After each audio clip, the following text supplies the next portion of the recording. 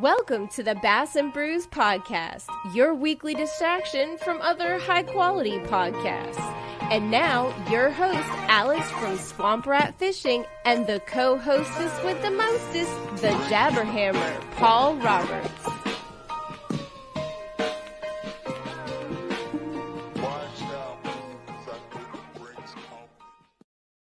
Oh, hey, look at here. I'll tell you what, we got the new intro. This is the second episode with it.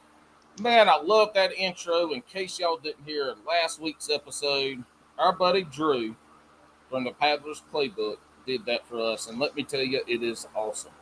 Not only that, Saltside Jess is the one speaking. Oh, okay. And yeah, she got the sweetest damn voice in podcast land. Now, y'all reach out to Drew at Paddler's Playbook if y'all want her to do some stuff for you, because she has a clean voice when it comes to this. Alex is not with us tonight. I guess he's mopping the deck or scrubbing whatever the damn he's got to do on the boat, plunging toilets. Singing sea shanties over there somewhere. Yeah. He's standing off the front with his arm. I don't know what the hell he's doing. But he will be also lovingly referred to as Short Alex, Minuscule Alex, and Little Alex from here on out.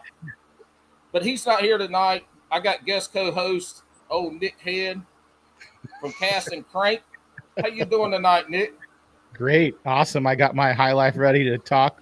I didn't drink last time. That's right. I was sober, Nick. That went out the window. Hey, NickHead's here to fucking party. After your last 2 or 3 weeks of podcasts after or leading up to this, I was like, yes, we're gonna get the Cast and Crank Nick out tonight. Look, we got Adam Reiser as our guest tonight. Oh yeah. And Adam, how are you doing tonight, House? I'm doing just fine. I'm happy to be here with you guys. I like the idea of this one being a little more of a loose thing. I've been fortunate enough to be a guest on a handful of podcasts, and my favorite ones are usually the ones where you can just be kind of loose and open format. And the fact that I got Nick that I've got 2 decades of history with, and then I got Paul that I got a few months of history with. So we'll meet somewhere in the middle and have a good time with it. Well, hopefully we have a good enough time. You go back in there and play that piano for us later. Yeah, I had to take a break from my piano lessons today. As everyone knows, I'm a classical music junkie, and all I do in my free time when I'm not fishing is play piano by the fireplace, as you can tell. And for the viewers that are listening to the audio only, I have a background for my video screen right now that has a fabricated fireplace and piano and couch. But for the sake of entertainment, we're going to say it's actually my real living room. But in all actuality, you are a very talented musician that can play everything. Except for piano. If it's got strings, I can probably play it. I can bang some drums, everything. Yeah. He's a very good musician, yeah. Oh, thanks, man. Well, so y'all aren't going to get the full experience because Alex does some shit with the podcast that I just don't have time to do. So we're going to shout out Hooks at Hoodlums live because I don't know how he does that. We're also recording on the last possible day to record because I wanted to get this in because I've been excited about this damn podcast. And this is how it started. I met Adam at the Hobie BOS on CNT. I got into town at 3 o'clock on Friday, and that's when pre-fishing ended. And I had enough time to go check out some ramps. So I went and checked out my ramps. We had the captain's meeting, and I roll in. I get registered, get my board checked out, and I go find a table to sit down. And now I had known Adam from just kayak fishing. I didn't know him. I knew of him. And so I sit down next to him and introduce myself, and he introduced himself. I'm like, yeah, I know who the hell you are. And we sat there for the whole captain's meeting, talking shit and getting to kind of know each other back and forth. And he had a cool story. And I told him, I was like, look, dude, I have this shitty ass podcast called Bass and Brews. Would love for you to come on. And he said, hell yeah. So we have been in the works to get this going for a while. But as fate would have it, we got Nick on. It's been about 6 weeks ago. Yeah. It's been about 6 weeks ago. Nick was on. Y'all go check out that one. That was a good one. And come to find out, him and Adam have a very rich, interesting background together. Yeah. And I was like, fishing background, yeah. yeah. And I'm like, well, damn it. When Alex is gone, we're going to get this shit set up. And so here we are. Here we are. I have no idea where this podcast is going to go, but it is going to be a good time. I can damn sure guarantee all that shit. But y'all check out Hooks at Hoodlums, Heels 10. You can find all that shit on the social medias. We're going to get into it now. Now, Adam, for the folks that might not know who you are, what has brought you right here, right now, sitting in front of us? I love catching bass. That's the simple answer. I love catching bass. I love bass fishing. I kind of got the blinders on. I don't even really care for other species aside from bass. And I'm located in Nashville, Tennessee area. I grew up in North Alabama. I spent most of my 20s out in Southern California in Orange County. And I'd actively hit all the kayak tournaments, the trails. I'm a kayak fishing guide. So any chance I can get out there and catch a fish out of a plastic boat, I'm trying to do it. And I've been doing it for a handful of years now and enjoying every bit of it. So what's your guide service? It's a pretty, like, I don't pursue it as like a full-time thing. I was forced to jump into it prematurely when the pandemic came around, just as some extra income because my normal work in the service industry got pulled out from under me. So I was like, it was an idea to do some guiding, but I had to jump into it ahead of time. I wanted to have like a website up and have it pretty legit looking, but instead I just kind of had to put the word out there, be like, hey, I'm guiding. Who wants to get in the mix with it? And so far it's been pretty great. Like I say, it's not my intention to keep a fully booked schedule doing the guide stuff because my other line of work is more lucrative than if I did have a fully booked guide thing. But I enjoy the guide trips so much and just teaching other people, watching people fish. Like I can honestly say that like when I can put someone on fish or watch the light bulb go off when we're going over a technique or maybe an electronics trip, watching someone else learn and become a good fisherman or catch that big fish, that means just as much to me, if not more, than myself catching the fish. So it's something I'm passionate about. I just don't fully load my schedule with it. But I don't have like a website or anything. You can just kind of reach out. Most of my clients are people that not so much want to catch fish the day of, even though that's always still a goal. But I want to equip people with the knowledge and the skills to catch fish on their own for all their own future endeavors. And I feel like my skill sets are strong enough to instill that confidence and give the people the knowledge they need for outings on their own. And again, nothing makes me happier than I tell my clients, like, hey, just because we're done with the session today doesn't mean that this communication's over with. Like if you have follow-up questions or something that you learned on your own after our trip, let me know. Like, or if you forget maybe a detail that I said, because I can get pretty wordy out there in the water. I can get pretty verbose and drop a lot of knowledge in a hurry. So I could understand why someone wouldn't know everything. But I tell them, reach back out to me. Let me know what you're applying based on what we learned together. And it's always an open line of communication. And fishing just does such great things for me that if I can share that and get people even more into it, I see it as nothing but a positive thing.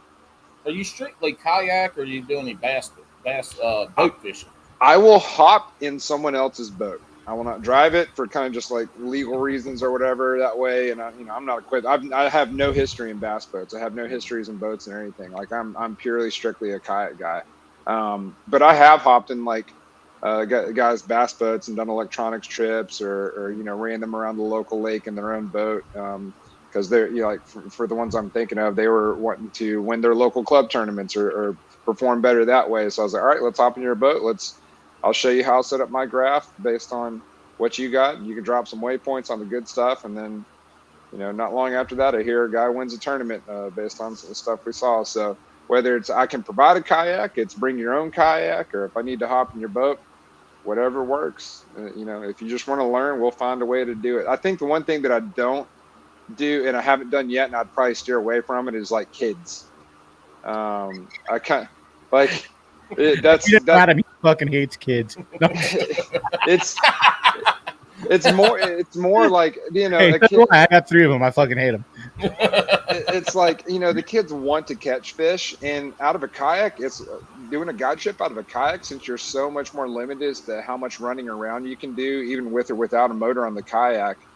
Trying to catch numbers for the day on the random day on the calendar that the client selected to go out for the trip, that can be a kind of a big ask. And so knowing that that's what a kid's trip is like, that's why I'm like, I don't care to do that. Or if someone does reach out to me for that, or even like some river trips, I would rather refer them to a couple buddies that are more equipped or better at that. So I do kind of have like a specific clientele that I'm looking for when I do this. But I also feel very confident that I'm really good at that specific type of thing as far as instilling that knowledge in these people.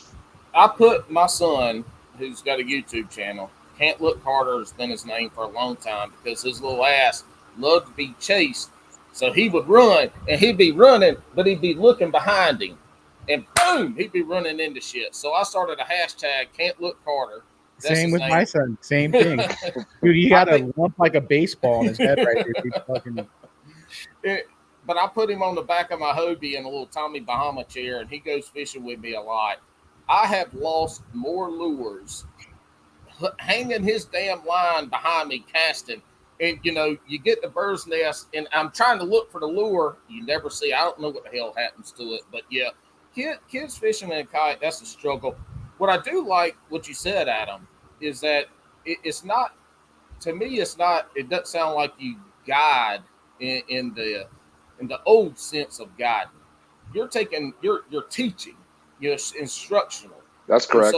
And so folks understanding that come out there with a different mentality, that we're not coming out there to catch dinner or to catch big fish. Correct. We might, but the idea is you're coming out here to learn how to fish out of a kayak, or to learn how to use your electronics, how to locate fish, because you can't catch fish where fish ain't. And I like that about that, because there's and we hear that there's some people who guide like that, but for you to do that, that's interesting, because I think that's a niche within the niche of guiding. There's no shortage of guides around the greater Nashville area that can put you on those numbers of fish. And now with the forward-facing sonar, I've seen, because I follow all those guys on social media and whatnot, and like, boy, it seems like their amount of catches have just really skyrocketed because of the forward-facing sonars. The hybrid, the guys that are catching hybrid bass, and especially the ones that you'd want to throw in the cooler. I'm seeing them have like a lot of really successful trips, but there's still that like group of guys that want to learn how to just catch like largemouth or target smallmouth, or hey, like my goals are to perform better in my local club or on the tournament trail, or maybe there's this one area of my bass fishing that I can't seem to get over that hurdle. I'm going to be the guy to teach you, help you out with that. But the catching numbers of fish, even though there have been days when with my clients when we've had that, it's just not the number one goal. And we always talk about the goals prior to the trip so that we can make the best of our time together. That's cool. All right, we're going to get into the meat and taters of this podcast, and why Nick is here as guest co-host with Adam, because they have a very rich history I didn't know about until I had actually started talking to Nick. And look, y'all, it took Nick until after the podcast to actually give me a cell phone number. I had to message this asshole through damn Instagram, because he's podcast royalty. No, I'm definitly not royalty. He's podcast royalty. Like I said, I'm a dickhead that likes to run his mouth, and I've been doing it for a long time. That's it. It's 4 years. I think August 26 is 4 And years. how many episodes? That episode will be 260 something. I'm not sure. That's awesome. So almost, yeah. So 300's coming up. Like I said, I'm hoping to slow down the podcast and product Viking heads. Oh, look at that! Talk about. Let's go ahead and hit that shit early on the podcast, Nick. So most people are going to be listening right now. So talk about the Viking heads. Okay, so Viking head is an idea I had. I had Ben Milliken on the podcast, and we were talking after, and I said, "Hey, dude, how do you get sponsors? He has like MFers, so like motherfuckers, you can kind of call them like that, or you want to call them, Milliken Fishing, whatever you want to call them. I said, hey, dude, I got problems getting sponsors because you've heard my mouth. He's listened to the podcast. He's a great dude. So he goes, invest in yourself. And I'm like, okay, I don't know what the fuck that means, but okay, yeah, I don't know how I do that. So I was doing a podcast with Tackle Tour, and we were talking about lead heads, and I'm like, do you have any good lead heads that you like recommend? Or like, he's like, I really don't do a lot of lead heads. Like, there's some like war baits or whatever it might be. I'm like, So what I did is I went back in the podcast, cut that part out, so no one fucking had my idea. And then went to my buddy Matt Hom from 86 Baits and Chris Feely from Black Anchor Fishing. And I hit up a lot of dudes like them. Mark I talked to about paint from Bass Brains. Bobby Martinez, which is a Calico guy here. Kelly Pupo, Bass Jesus. If you guys ever see him, he's another guy I hit up. Mark from Performance Tackle, Joe. All these guys, I got a lot of input. So I took my drawing, took it to Matt. Matt carved it for me. Then I went to a 3D scanner. They scanned it, and then Chris Feely kind of did it all up. So I'm at the point right now where the head's pretty much done and designed, which is a weedless and a regular jig head. I'm waiting on the CNC molds, and then after this version, I will do the finesse head, which I'll have more people like Adam involved with I think a 1/8, 3/16, quarter, and 3/8. Good. So, but it'll be with a different hook, and I want to try to give 2 options. I want to try to do a Gamakatsu, and I want to try to do a Mustang. So you see, I've found a lot of people like different hooks in their baits. So my goal is to sell this first set of heads. I want to buy a spin caster, and then I can make my own molds to fit the desires and needs of people. Because you can't fit one head for them all. This ain't fucking Lord of the Rings. There's not one fucking ring to rule them all. You know what I'm saying? So and I tell people this is kind of like a saltwater hybrid version, like where I was going to ask if it had salt and fresh aspects. It does. So the hooks are smaller. So like they're VMC 7161s. And the size and the shank length's a little shorter than it would be in the salt. And that's a recommendation to like Bobby salt guys. But I still had like Kelly would fish them and be like, hey, they still fit a Kitech pretty good. Like he's like, hey, and he's like, but I just want a longer shank because it's always been the issue is you get a Kitech or you get a Demiki, bait, and you got to cut the head off, shorten it up so it fits correctly on the bait. So I want to make that so I can just put it right on, thread it right on. So that's the goal on that. But the first version of the head's kind of been cool. I've had Goonie, which has done all the artwork for me. We did the logo, the Viking head logo. I named the head after my wife, the Viking. I was going to ask you about that because you do not look nothing like no Viking. You're I'm a not little short. You're a little pudgy, and you have dark hair. And my wife is blue-eyed. She's like I'm 5'9", and she's like 5'7", 5'8". She's like almost as tall. My oldest is a 6 foot. They're all bigger. They're all fucking way bigger. They all took their mom's side with the height. Because my brother-in-law, he's like 6'3", and then her other brother's like 6'4". They're all huge. So it's like, yeah, my kids took that side. So, I talk about the Viking so much, and it was going to be Bullet Tooth baits. I had a band called Hurricane Rana a long time ago, and we had a song called Bullet Tooth, and I loved it. And it was about Bullet Tooth Tony from Snatch. You could never die. You can kill Bullet Tooth Tony ever. So I was going to call it Bullet Tooth Baits because I named my kid Bullet Tooth because he got a cap on his tooth in the front, so I called him Bullet Tooth, So I'm like, that'd be cool. And then Bobby Martinez is like, dude, you got to call it fucking Viking after your wife. She'll love it. I like that. Like, good call. So I'm like, Viking head. I looked up the name. No one had it. So we did that. So, it's been really cool. It's been so fucking busy, like between, how it is podcasting, and it's like I try to put out 6 a month, and it's like, fuck, man. Doing them in person is like you got to depend on people to come here on time. You got to depend on, you got to finish it. Then people go, where the fuck's the YouTube? I don't have time to edit that, dude. Just listen to fucking audio. But not only that, in person, you got to make sure that people are coherent by the end of it too. Well, dude, the Chris Monroy one, we got annihilated. Like some of them, we get like So when Matt from 86 is done, we sat there, we swam test his baits, but we did, and then we ate pizza and drank more beers. So it was a lot of fun. But the head's like something where I'm kind of pulling back on the podcast with sponsors, so I really don't want to take on any more sponsors or even worry about that. And maybe the head's the sponsor, and I'll keep with Phoenix. Mm-hmm. They've been an amazing sponsor. So, I feel like that way I can kind of stay neutral. Everyone knows I'm a Phoenix guy because that's who's stuck with me since day one. And then I'll have the Viking heads. And if people have like something cool they want to promote, like if a friend, like if you started a fucking swim bait company, you're like, hey man, I sell these little high-tech type swim baits. Can you promote this? Yeah, no problem. So I want it to be like the podcast should just be an outlet for friends to like help promote. Or if Adam saying, hey, can you promote my guide service? Sure. Yeah, no problem. Like stuff like that. And that's what I want it to be. I could make my money a different way because it does take work. And we talked about this. It's a lot of fucking work to put these out. And people might not know that it takes a lot of time away from the family.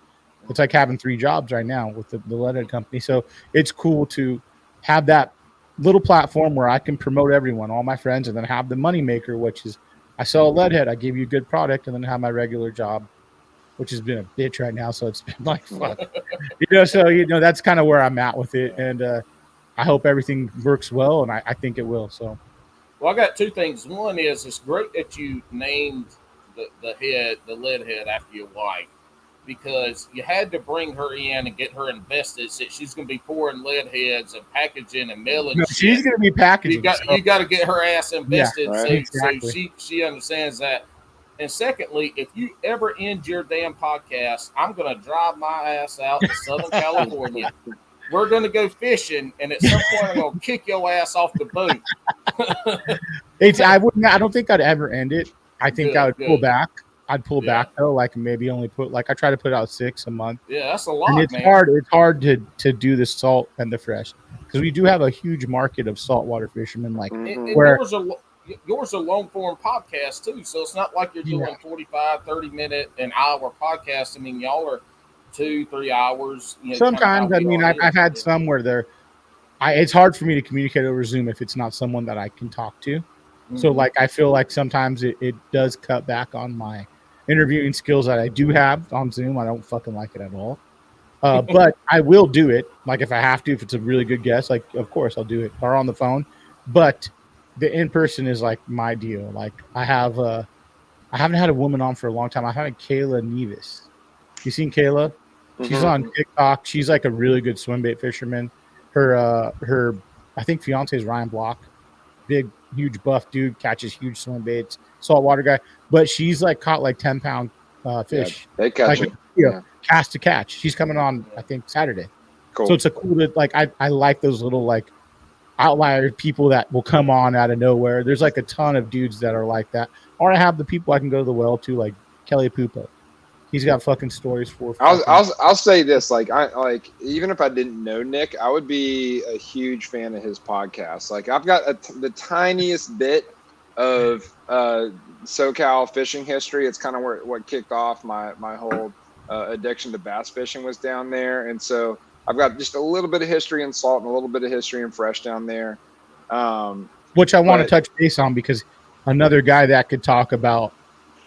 I love when people talk about calico and spotties because when he was fishing, when Adam was fishing, was the heyday more than it is now because people weren't really fishing spotties as much. So he would go out and kill them and catch a shitload of probably big ones, and people weren't really doing it then. And ninja fishing and shit. I heard some crazy stories from you. We can touch on that in a minute, but I knowing the little bit that I knew about West Coast fishing, bass fishing, and salt stuff, but mostly the freshwater bass stuff. I think it's so cool what Nick has done with Cast and Crank. If for nothing else, entertainment aside, he's been able to document a lot of incredibly important, old school dudes that are staples in the history of fishing out there. And I don't know how well it's been documented outside of that, be it on paper or recorded on audio. So what he's doing is important for the fishing, for the history of fishing out there. and just handing that knowledge down and encouraging other people to get out there and do that too, and all the positive things that fishing can do for people. So I think it's not only cool what he's done, but I think it's really important what Nick has done and is doing over there too. And he's put some of like, like a Butch Brown or people like that have been kind of like enigmas or almost like mysterious people outside of, if you didn't fish a tournament with them, like they were just kind of these mystical names. He's been able to put them in the limelight. And I just think it's super cool while doing charity events on. So like, even if I didn't know Nick, like I'm a huge fan of Casting Crank and what they're doing out there. When I got into kayak fishing, his podcast was one of the first I ran into. And I loved it just because of how raw it is. And for folks that don't know, Nick is in Southern California, so he's down there where the swim bait movement began. And you go back and listen to this previous podcast, and the mantra around these swim bait guys is they're a closed knit. They're these, these guys that don't share, blah, blah, blah, blah, blah. And I didn't know anything because my hiatus in fishing was kind of during that swim bait ramp up. But you go back and listen to Nick's podcast and the folks that he has on, they share all kinds of shit. Like they are open, they're real, they're candid. Like it's not, I don't think it's as closed out as you think. Now, I'm not in that game. It might be different, but at least the people he has on to come and talk, they share a lot of knowledge and a lot of information. Speaking of that, Nick, tell us about the podcast you got coming up live. I think, is it next week? It's the 20th, so it's going to be Butch Brown and Mike Gilbert, which have been two huge supporters from the get-go. So Mike came on, I think, like he was the second or third swim bait guy. I think the first one, I just looked back, was Matt Peters. And I think I had Chris Purcell on from Swim Bait Underground. Then I had Mike. And Mike was really cool. And when he came on, it was cool because we talked before, because it was just when the Mike Long thing happened. So he had kind of some shade around it because he was friends with Mike Long and he fished with him. But I didn't really go into detail because I just feel like if you fish with someone doesn't mean you're a cheater. And I know everyone knows what happened with Mike Long. So it was kind of cool to have him on. And so those guys have been big supporters, and Butch has been like, anytime I put him on, it's like gold. And I hit him up and he's always been really supportive, like the toy drive, what Adam mentioned. Like, I said, hey, just come and talk. That I don't need you to give us anything because people are just going to come to hear you talk. He's like, all right, backs in his fucking F-250. He's got 7 bikes. He's donated for the kids. And I'm like, wow, dude, like that's how much people care. Or like, Gilbert donated like 5 of his trouts that you cannot get. These trouts that are like priceless. So it was like it's cool to see these guys constantly support what I'm doing. And I told them, hey, this is going to be the 4-year anniversary, so I'd like to get you both on. And the thing that I like is they both have different opinions. And I love that. I love debating with people. Different generations too, And they both don't fish the same way. They don't agree on shit. So I want to hear what they don't agree on. That's what I want to say is like, well, I don't agree about the moon and if there's a tide in the lake or if there's a phase. Well, no, I don't believe that. You just fish every day, or moon's up, I'm not fishing. Well, this guy might go, well, I will fish anyway, and maybe I will catch a 12. You can't just say that. So there's stuff like that, that I love to hear, like just debates. I love debating. And you don't have to be a West Coast angler or a resident to appreciate all the stuff that these guys are saying. I'll preface it in saying that like West Coast fishing, especially for bass fishing, is different. It's a lot more challenging for reasons that I won't get into, but you don't have to be or have any prior knowledge of what's going on out there to listen to episodes that Nick puts out to appreciate or, be captivated by what his guests are saying. Like it's really cool stuff. I have a quick thing I want to talk to Adam. So being a West Coast guy and going back. So we'll get into the history more, but I mean, when Adam moved back, I didn't know who he was until our friend Bo was like, hey dude, Adam's like a fucking really good tournament fisherman for kayak fishing. I'm like, really? Because he was killing it out here and we just never met up. It was like hard. We talked about it. We had like a couple of days when you're like, hey, I'm going to be going here and surf fishing or whatever. We just didn't get that date locked down. But you came back. So, I mean, I guess if you don't mind starting into this, Paul, like just like his transfer from SoCal to there, but I want to know the differences. That's the big one. And so I got one thing, because we'll get into that, but Nick, we did not cover the toy drive. We don't have a lot of West Coast people, but we got a lot of people that listen to this podcast that would love to help any way they can. We talk about it last. Talk about the toy drive real quick. Talk about the toy drive, and then I got a question for Adam that's going to lead us into everything. So this year we do have a change up. So it's at Chain Reaction, another hardcore guy, Andy Soreo from Chain. He owns Chain. He's another guy me and Andy. These are venues, yeah. So Chain Reaction in SoCal is one of the biggest like underground music venues. I'm not going to say like a House of Blues, but it'd be the step down. Like if you were venue. Like, yeah, it was a staple venue. There's a couple of them. Andy owns it. Not only that, he's like runs Fearless Records. Like he does big stuff. But we reconnected through fishing. So I went on a trip with him for big bluefin, yellowfin. Like it was great. But he was nice enough to donate his venue. He's doing it again this year, and we're going to do it at the same time this year. Cool. I am changing some of the vendors up. I'm actually getting Piz to come out this year. I think Electric's going to be out. Daiwa, Phoenix. I have some bigger brands. I'm trying to bring more toys to beat out last year. So last year we raised 890 toys, and then we also raised, I think, $8,000 in cash, and none of the cash went to me. They all went back to donating to two different kids organizations, which is Tilt Outdoors. They're based in Fullerton, right by me. So I wanted to be involved with that. And then there was Guppy's Fishing Adventures in Oxnard. And so what we did is I bought, I think, 20 rods for each organization, but I actually bought like good, like Phoenix M1 spinning rods. It wasn't like, just like nothing against Shakespeare, nothing against other legit gear. Yeah, I already shit on him on someone else's pod. Someone bring up that dude, the guy that pours fake beer on his head. The liquid, who I'm talking about. Matt Robertson. Yeah. It should be real fucking beer, not liquid death. But well, hey, it's what we're talking about in the green room with sponsors. This goes back to the sponsor. I get it. Yeah. But then this is my argument. Why the fuck would you do that? Like, that's cool, guys. Let's let Bass Pro Tour MLF promote this. Everyone knows that's an adult. What the fuck he's doing? Yeah. It's beer. It's not fucking liquid death. So it's like, why is it such a big deal? It'd be like if I was like, hey, but I was doing a fake pencil. Just kidding around though. It's fine. But man, it's like NASCAR. For how many years did NASCAR, when the winner got into the winner's circle, they had beer? Yes. People make the comparison. We're not going to get into it because it's all over. That's one thing. If they would let Matt Robertson be Matt Robertson,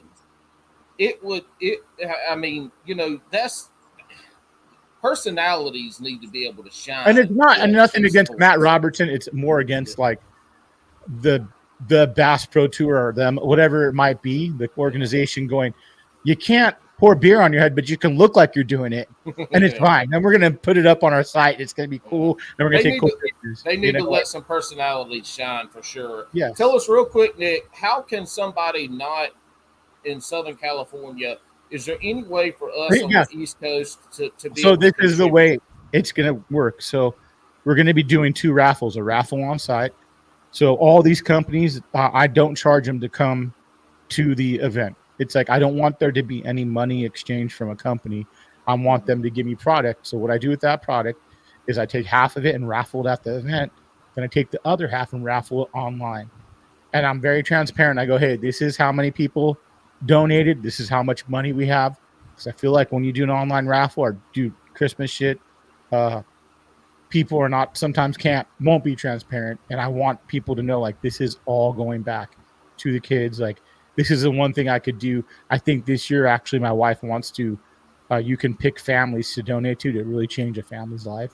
So she's going to go and find these families. I don't know how you do it, but you go to these families that have a list of toys they want. And you're able to take these toys to these families and go, hey, Merry Christmas. And I want fishing to make these kids go, hey, this is because of fishing. This is because of what me running my mouth and getting all these awesome guys to come together. And that's kind of like what you can do. So once I do the toy raffle, I'll have more info. I'll have a big flyer. Yeah, there'll be 2 different raffles. And if people want to get on the online one, it's usually like $5 a ticket. It's not much, but you got a chance at like a $250 swim bait, a $300 swim bait rod, something like that, And so what we'll do is y'all go follow Nick at Cast and Crank on Instagram and Facebook and he'll shout out his shit later tonight. Go follow him. He'll give updates on that. My last thing before I go into this next quote unquote segment that is unscripted is just we're going. What I think all 3 of us agree on is that Bassmaster needs to let Matt Robertson fucking shine. Let that man shine and be the bright son of Bassmaster. But I don't think it'll ever change. It'll never change. That's one thing that'll never change because you have these old school guys that are in charge of these companies. Oh yeah, good old boys, and you won't. But you don't want to agree. Mexican to, I mean, we're going to agree. Matt no. Robertson needs to shine. Matt Robertson is such a refreshing thing to the sport of bass fishing. When he came out, I was like, thank God, this is exactly what we need. Like, a colored personality. Like that's what the sport's missing. And so, you got Gerald Swindle, who's been kind of fulfilling that role for the last long while, as far as Ike did the same thing. I feel like Ike was a kind of a big influence in changing, doing a lot of the crazy shit. Ike kind of started that, and I feel like he's kind of the pioneer in that whole deal. Yeah, he's definitely one of them. And that's the thing. You get these people that come in, but it's the same. It's the golf conversation, right? Golf is this sport where you have to follow these rules and regulations. Look, fishing ain't fucking that. Fishing is a laid back, be who you are, but the whole thing about this is when it comes down to people giving you money for who you are, they expect a certain appearance and a certain way you carry yourself. And I get that, but some people you got to let shine because those people are the ones that could take something from what it is to that next level. And instead of suppressing it, let them shine. Adam, what took you to Southern California? And then when you tell that little story, lead in to you and Nick and y'all's past relationship in the wild, great, crazy world of music. So in 2000, we'll call it 2003, maybe beginning. So Nick and I, our own separate bands toured together in 2003, full U.S. tour, if I remember. And I wasn't there. I had a kid, but you weren't on that one. You didn't do that one. No. Anyway, so I had a kid, and that's how. But that was our loose introduction or whatever it was, because I toured with his former band, and my band was a Nashville-based band. That band broke up. People like hearing the names, Adam. So the band I was in was called Love Is Red. We were a Nashville-based band. I want to say in 2004 we broke up. So in 2005, I'm how old am I then? I don't know, 20, something like that. And I'm still got the bug to travel, be on the road, playing bands. And so I reached out to some of the West Coast people I knew and was like, hey, I'm thinking about moving out there. If anyone wants to, do a band stuff, let me know. And so I moved out there in 2005 to Huntington Beach, California, or Orange County, California. And ironically, I moved from Nashville to California to play in a band. You'd think you'd move to Nashville to play music, but I did kind of the opposite. I was able to join some bands out there and immerse myself in that community at the time, Nick being a part of that. Like, I want to say within the first couple of weeks that I lived in California, I was in Nick's recording studio where he was recording a band called Internal Affairs, and we did backup vocals. I don't know if you remember, I was a part of that for I think it was the self-titled record there. So that was like our first crossing of paths, was that session with IA. I don't know. Yeah.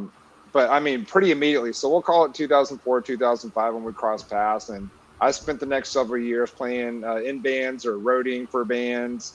And just, being fully immersed in that community. I lived in a surf town and was embracing the surf lifestyle and doing that whole thing. Had a back injury that had me pump the brakes on surfing, but I still wanted to be outside and around water. So I started just, fishing from the bank around the local ponds. And I was like, man, this is fun. I like this. And it kind of reminds me of like the little bit of fishing I did back home in Alabama when I was growing up. And met a buddy who was kind of on the same like newness of bass fishing to me. And so we'd run into each other at the local parks and local ponds and tell each other how we caught fish. And we're kind of learning Who's at the that? same pace. This dude named Don Scarelli. He wouldn't be anyone that would listen to this or anything that I know of. But he was at the same ponds as I was. And then at some point he was like, hey, I've got this tandem kayak that my family has and we never use it. Let's go take it out on this one pond that we had to get permission to fish that was behind a church in Orange County. And we got official permission. Like we had to get our ID scanned and everything. So they knew, that was us out there. How But good we was were the fishing there at this church behind?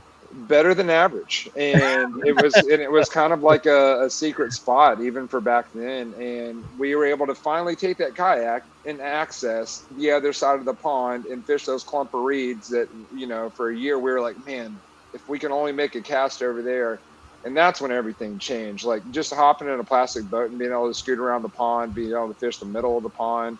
It all just kind of opened up to me, and that's where I really think it started for me. And then it was like Nick mentioned, and I really had the bass fishing bug. And what you got to understand, if you're not from the West Coast and you don't do bass fishing out there, it's so incredibly different and difficult.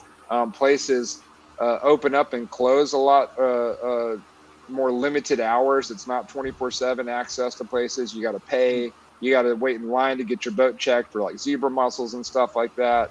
A lot of the ponds and reservoirs are 100% off limits, but if you happen to own some bolt cutters and maybe some dark clothes and a backpack and use the cover of nightfall, you might be able to access some of those if you can brave the coyotes and the mountain lions and whatever else is out there. And you can actually get some really good fishing doing that. And that in itself has its own stories, but I found myself doing all kinds of stuff I never thought I would do just to catch a bass out there. But you do have to go above and beyond to get in some good bass fishing. Whereas in the Southeast, and for example, if you talk about the Tennessee River out here, which is like one of the absolute crown jewels of bass fishing, TVA, the Tennessee Valley Authority, has countless 24/7 like legit ramps or side pull-offs and stuff. You can fish year-round out here, however you want, wherever you want. It's wide open. The bass fishing's good, so you can meet any bass fishing need you need out here. And that's just not the case in SoCal. If you do get on a lake out there or in California, it's going to be crowded. It's going to be pressured. It's limited time. It's some of them are just kind of big bowl reservoirs where there's not a bunch of cover. There's not a lot of variety and everything. You may have to go out to the Delta to really get into vegetation and stuff. Whereas the Southeast or, here in the Tennessee area where I'm at, it's take your pick. You want to fish a river, you want to fish a highland reservoir, you want to fish a lowland reservoir, it's all here. So it's very different. And growing up in the Southeast, you're probably going to be exposed to whether it's a catfish pond or some bass fishing. Like you're probably going to be exposed to it. Where in Southern California, more people had a surfboard or a skateboard, shoved in their hand at a young age than they did a fishing rod, it seemed like. So those were some of the differences that I like immediately noticed, but it was still fun, whether I was like, hopping golf course fences out west or just fishing at a new place every day out here. I was all about it. Still am. And so the music scene is what connected you and Nick, right? Yeah, and when Nick and I would have been crossing paths, or even when we started a band together, I don't think I was doing any fishing. Maybe you can remember. No, you weren't. It was years after, like. And Nick, you weren't doing any fishing at that point in time either, right? No, 2004. I think I was in Snake Eyes when you came out. Mm-hmm. I played in a band with this guy Todd Jones, which is in a really big band called Nails. Ton of bands, and I played in that band. And then I think 2000, it was Lone Wolf was a couple years after. I'm not sure when, but that's when I played in Lone Wolf. And then we were kind of ending. I quit that because I just didn't have the time again. They got another drummer.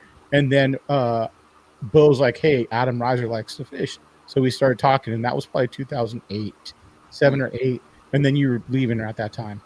And you got to shout out our buddy Nick Townsend too, who he comes from the music community. He's been a guest on Nick's podcast, and Nick was literally the guy when I made my first trip to Bass Pro Shop out there. I was like, I have no idea what I need to buy, what brand of hook, what kind of hook. Like, I knew nothing, and I can remember Nick telling me, hey, you need to, if this is your starter visit, like buy the these hooks, this thing, and I was brand new, super fresh to it at the time, and Nick Townsend was a big part in that too. And Nick would take me out on his little boat out in the Long Beach Harbor, and we'd go after calico and spotty and halibut out there. And we went out and hit the freshwater a few times too for bass fishing. But Nick Townsend's definitely another part of the story too. He could just as easily be a guest on this. Hey, real quick. What the fuck is a spotty? Because the majority of people right here, when you say spotty, they're thinking, spots, as in largemouth spots. What the fuck kind of spotty are y'all talking about? Because if y'all want to hear some shit about calico, you go back and listen to Nick's episode, because calico is like the largemouth bass of inshore. Yeah. But what the fuck is a spotty? Because I don't even know what the fuck y'all are talking about. That's you, Nick. So there's 3 different versions of a bass you can catch in the salt. Well, 4, but we don't keep white sea bass in that kind of same area.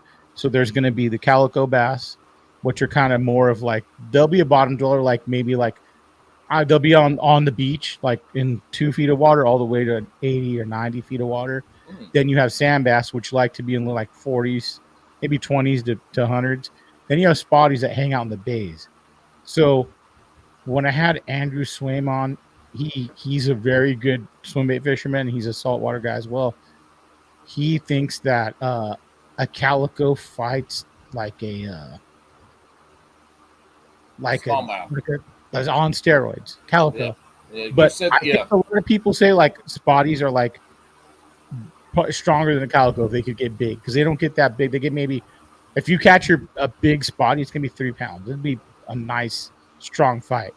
You throw that, it's like gonna be, it feel like a 5-pounder, and it'll fight really hard. So it's easy for people to go like that live down here to go to walk docks down on the beach, in the harbors, and catch spotties, because you're going to catch a lot of them.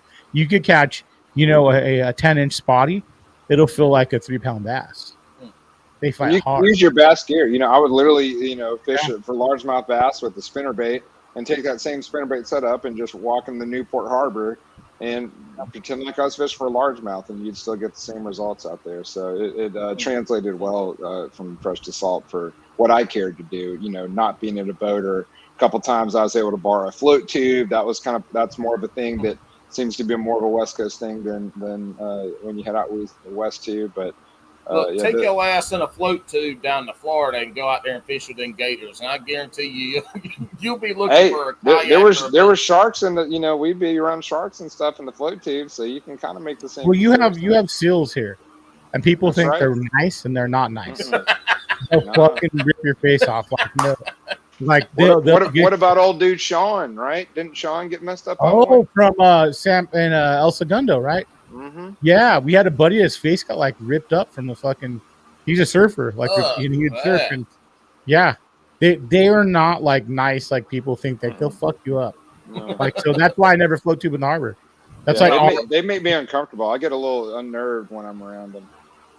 There was a guy who used to float tube off the beach, and he'd carry a little beater. This is a story I heard. I heard he got like a 2-ounce lead head and stuck one in the fucking eye because it attacked. I was like, look, if Southerners fished around fucking seals, they asses would be on the grill every weekend. Some Southerners will be out there smoking a fucking grill, because look, they aren't gonna, if they think it's a threat. Yeah. The night before they get on the water, they coming out there to kill that bitch, put it on the smoker, and eat it. Like they're and then hang its head on the wall, taxidermy style. Think about this though. The Delta, they get seals all the way up, brackish, all the way up. So they'll have a tournament on the Delta, and they'll be at Frank's track, whatever you want to call it, whatever is up there. They'll drop the fish in this tube. These seals are just sitting there waiting for them, and they fucking eat the guts out, just the belly. They eat the whole belly out of them. From what the dude that they built to say, and it just ruins their fishery.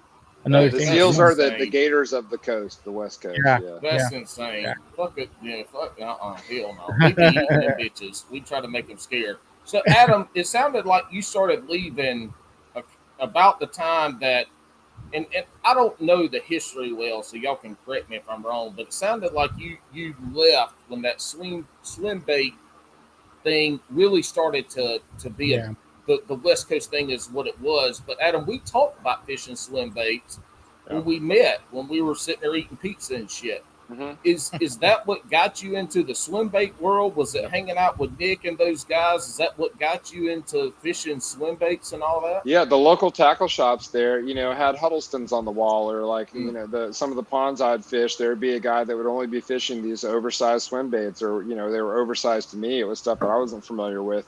And this was the very early, like, YouTube era where there was just starting to be some, like, decent videos out there to kind of educate you. Nowhere near to the number of what's out there today that you can pull up and waste your life away watching all of it. But I was exposed to it. I was around it. Even though I was like early into bass fishing, I would, whether it was at work with a guy, he'd be like, caught this giant double-digit fish on a swim bait, and it doesn't take too long to ask around or do a little bit of history or read some old articles or talk to some old school cats that are out there that could tell you, oh, this is how it was like in the 90s, and these baits came in. So I was exposed to it, but I do remember buying Huddlestons out west and catching average sized bass on Huddlestons, and then moving to the southeast in like 2012-ish, we'll call it, and realizing like, oh, not only can you not buy those baits around here, like no one's using them at all. I got into glide baits 3 years maybe after moving back, but at least the soft plastic ones I was already on board with. And I just remember thinking like, wow, these are not utilized out here to any degree. And it took some homework and some trial and error, but I was able to find some fisheries and some places where I could just dominate, because those fish did not see bull shads and Huddlestons and glide baits like they do now. And even now they still don't, but they're way more prevalent now in the southeast. And you can go into some of the tackle shops around Lake Guntersville, Lake Chickamauga, around the Atlanta area, where they can really implement those baits regularly and see success. And you'll see them there now, or the JDM stuff. It will make regular appearances in some of the more premier tackle shops. But I know at first it was just unheard of. So I was definitely able to take it. And I just like the idea, it's kind of like our music thing. Like we were kind of like the underground. We were definitely in an underground scene of music. The swim bait stuff is like the underground scene of bass fishing too. So maybe that kind of mutual appeal was what got me sucked into it as well. And it also just works. You can catch some big fish on those swim baits, as most people know by now. And when you got back east, some of your TVA lakes had a lot of clear water, which do they kind of correlate to some of that clear water that you were fishing in Southern Cal? I'm a clear water nut, and yes, it absolutely did correlate. What I've learned about me specifically as an angler is that I am able to soak up so much knowledge by visually looking into the water, whether it's seeing how prevalent the bluegill population is, or watching how a bass behaves when I pull a lure by it, or if it's stained or muddy water, which there's no shortage of that too in the southeast. You're more guessing. Now you can be more reliant on your electronics, but there's more guesswork. I could know like, okay, this twitch or this stutter or this action that I would impart on a bait gets the bass to react in this way. And I'm in clear water, so I can watch that happen. There's no guessing if that was the right thing to do or the wrong thing to do. I can watch how a bass reacts to that. So more so than maybe a lot of my buddies that I fish with and everything, I've kind of garnered a reputation for those highland reservoirs that tend to be like a little more clean and deeper water, where you can just see it all go down. And I don't know, I feel like I'm able to fast forward to the answers that I want a little better in clear water, because I don't have to think maybe that was a correct clue or not. I just know for sure, like hey, if there's bait or there's biology and there's life in the area, I can confirm it because I'm looking at it with my eyes. And a good pair of sunglasses, like that's a big tool for me as well. So yeah, I do feel like I'm drawn to the clear water stuff more than the next. And any guy that swim bait fishes know that, especially like the glide baits and stuff, like the drawing power, that the visual feeding fish respond to that so much better as opposed to the lateral line vibration response that you can get more in the stained and muddy water. So I embrace that aspect. And even to this day, I still love fishing my deep clear water probably more than the next thing. I think it's just more scenic too. I don't know. I enjoy just the scenery out there as much as the next thing. So it's all just part of it for me, but I like my clear water. That's for sure. So we'll get back to fishing in a second. I want to hear some funny ass old school stories that you and Nick have from touring in bands and playing together. I got a really good one that he's not. I want to hear some funny, because when we got this shit together, y'all started popping off with this shit. I don't know what the fuck y'all are talking about, so I'm gonna sit back and just laugh. What kind of funny ass stories y'all have back in the day? So we went through, you moved back, you fishing, blah, blah, blah. Tell us some funny ass shit that y'all had happen while y'all were touring and doing band shit. So like his fishing, Mark is very particular. I'm sorry, Adam's very particular. Like his fishing. Very amazing, amazing musician as well. So he could play every instrument. And he could probably play it as well as the guy that's playing it. So we went into the studio, and there was just one stupid fucking part with this drum part. It took me probably like 3 fucking hours, and we played it like I think I played it like 30 times. Hey Nick, hold on. What was your main instrument, and Adam, what was your main instrument? Mine was bass. I was a guitar. I'm a guitar player first and foremost, but okay. I probably enjoyed playing drums on the rare occasions that I could play it even more. Okay, so those are your two, and Nick, you were bass. I'm bass and drums, and I could play a little guitar. I'm not great. Right. Yeah. Okay. So I was drumming at the time. So I played bass in a band called Hurricane Ron a long time, and then I played drums for 6 months and played in a band called Donnybrook. And I wasn't by no means good. Like the drummers would go like, they'd see me in 6 months from the first time they saw me, and they'd be like, "Oh my God, you got so good!" Like I told my son, like I had to practice to be good. It was like I had to play every day for like 3 hours to be good, like to play the way I needed to. And then I got good enough, and then I started playing with Adam. So when I played with Adam, Mark, Bo, they were out of my league, like of playing instruments. Who played bass? It was a rotating Martine, Dark Mark from Throwdown. Yeah. That was a rotating spot. So that was the one that rotated at the time you're doing it. So we had recorded a demo, and you got, I think it's on YouTube. It's like one of the best recordings I've ever been part of. Like it's really good. Garrett did that, right? Garrett. Isn't that crazy? And then Garrett was sponsored the podcast Ambitious Sales.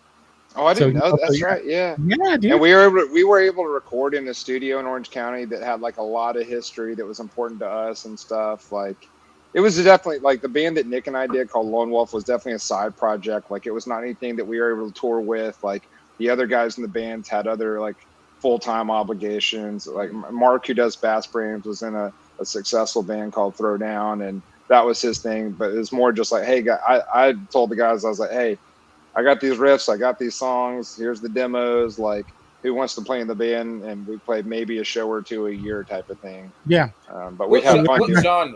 What genre were y'all playing?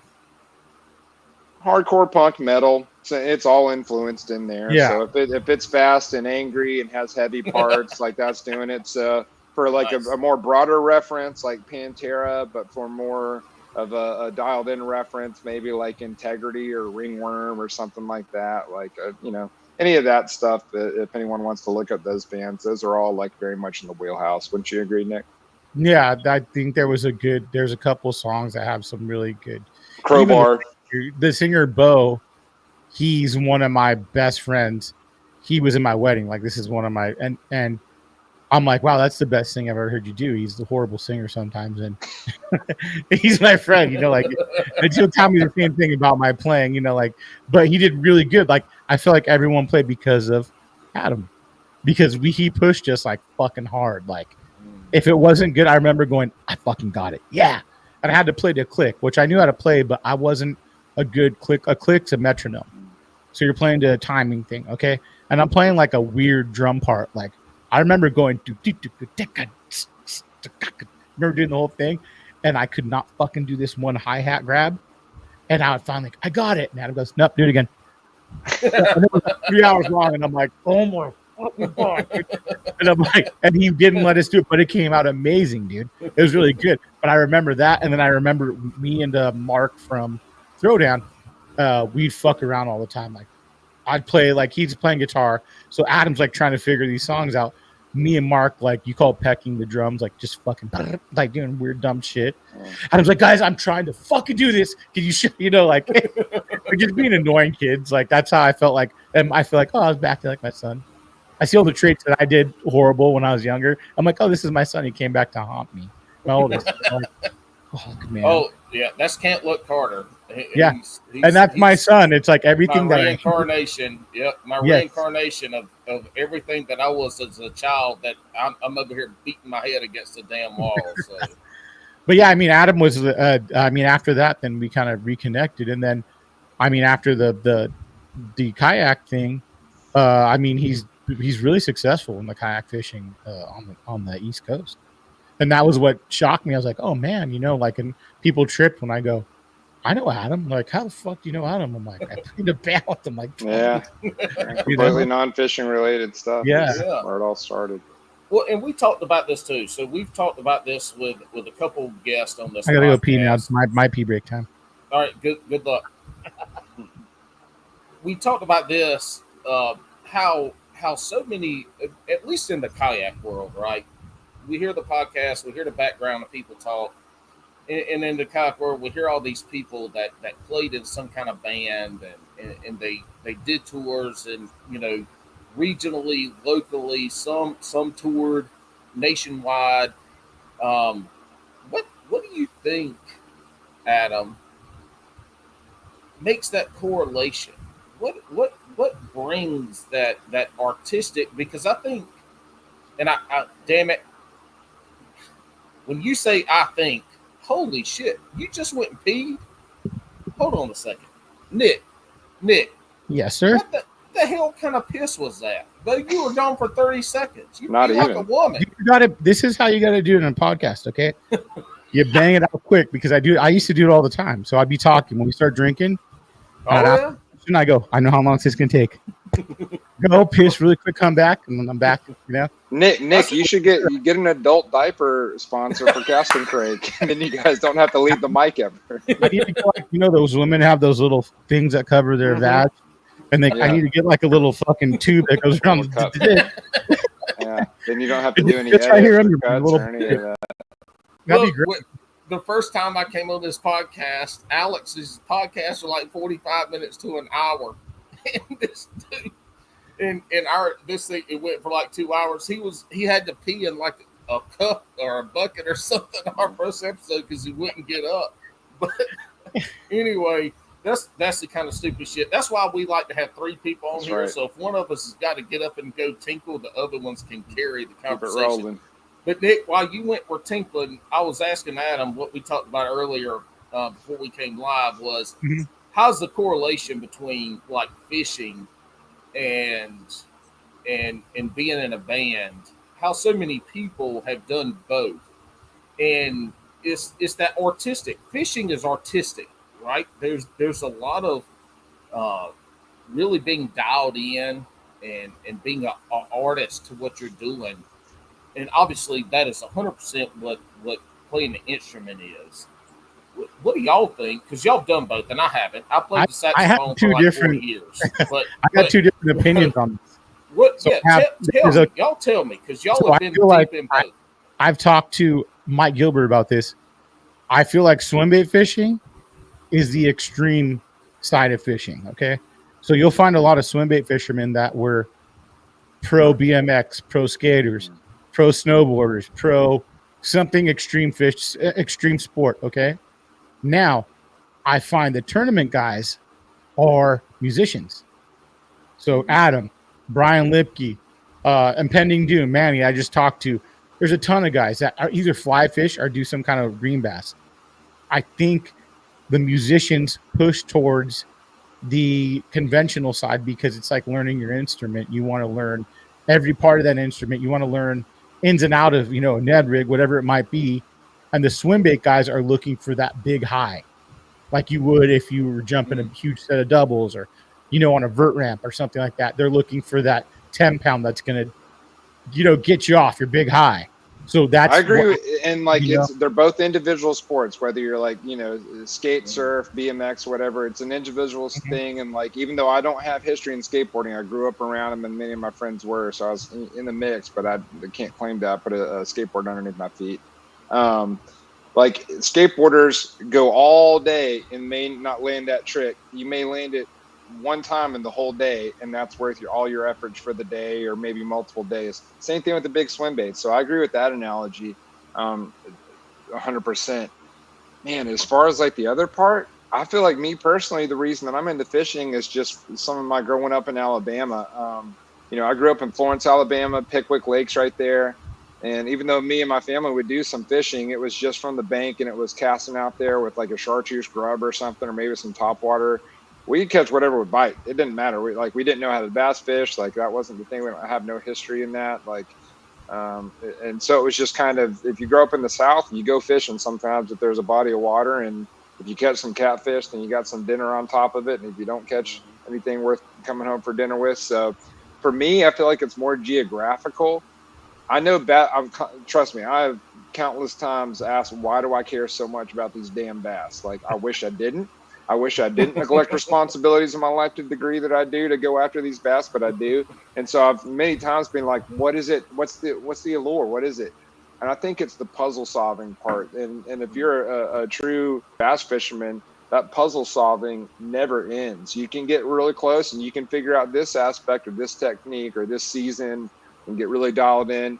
But you're still always looking for an extra answer. I've heard many elite and pro fishermen talk about like, yeah, catching the fish is good and all that, but knowing that you fooled them or that you figured out the pattern or the puzzle, that little missing element that allows you to go, aha, I got it. And you may catch that fish, but you're still not satisfied. You still want to expand on that or be like, all right, but the fish will go for this bait. I wonder what they would do if I make this little bitty adjustment or, this little sidestep this way. So it's hard to say what that analogy is. I know I can only speak for me personally. Like music for me is cathartic. Writing a song is cathartic. Like it's something that I need to get out or something that I need to express. And I never like, even though I did write some lyrics, it's mostly more the music part of, more so than the vocals or lyrics thing. So there's a cathartic thing to that. But there's also a cathartic element to bass fishing too. Like I say, like I get just as stoked about seeing a group of river otters or a bald eagle as I do about catching a fish as well. So it's just a good contrast. It's a good like means of serenity and just leveling out my mental state and stuff. But I don't know. I think you'd only be speculating if you would say, what's that correlation between the music world and this? I know that I can speak a little bit for our buddy Mark Schwanier at Bass Brains. Like he grew up in Connecticut, and when he was a big skateboarder. Skateboarding was his thing. And when he wasn't skating, every once in a while he'd dip into like a pond or a river and do a little bit of fishing. So he had that there too. And Mark was actually the one that got me into fishing because he was my roommate in California. And he came home one day and he was like, hey, well, I just caught a bass at a pond. And I was like, I didn't know you could catch bass in Southern California, to be honest with you. Like that, I thought it was all saltwater and stuff. And so I was like, really? You want to show me or tell me about the spot you're fishing? Because I wouldn't mind going there. That's really where it started out there for me. Hey, but I'll go buy some yellow grubs and a cork over here and we can go fishing. It's crazy that you said cork because that's literally like what we would do on Pickwick. Like in the 90s, the big topwater deal was to have a popping cork. It's just like the redfish thing. Mm-hmm. The popping cork with like a little wooden white feather tail thing behind it. And you'd catch skipjack, stripe, and bass on it. That was the big thing on the Tennessee River, like in the 90s. And so it was like a ball head with a chartreuse grub, like a fat Albert or something. And then a popping cork, and that was kind of the only two things that we ever used, and other than like maybe a little bit of a bucket of minnows or some live bait or something. But to me, it's just a means of like, setting your mind right. And bass fishing and music both do that for me. But these days, I can't claim that I'm in the mix with music at all, even though I live in Nashville, Tennessee, where seems like half of my social group and all my coworkers, everyone's very much immersed in music. I'm kind of happy to not have that stress, but I'm all in on the bass fishing thing. That is what occupies my time and my mind. I would say a good analogy is with music. So the folks that I know that love music, that are musicians and have done that, and all the folks that I know that fish. You said cathartic. What the fuck did you say? What? Cathartic. Yeah, cathartic. Yeah. All right. That's what I said the first time, but my southern accent didn't make They it got come that out white right. claw moving around over there. That's right. The easiest way to say it from a southern aspect is it's a release, right? It's a place that you can go in. You can close your eyes in that music and go to wherever you want to go. That's right.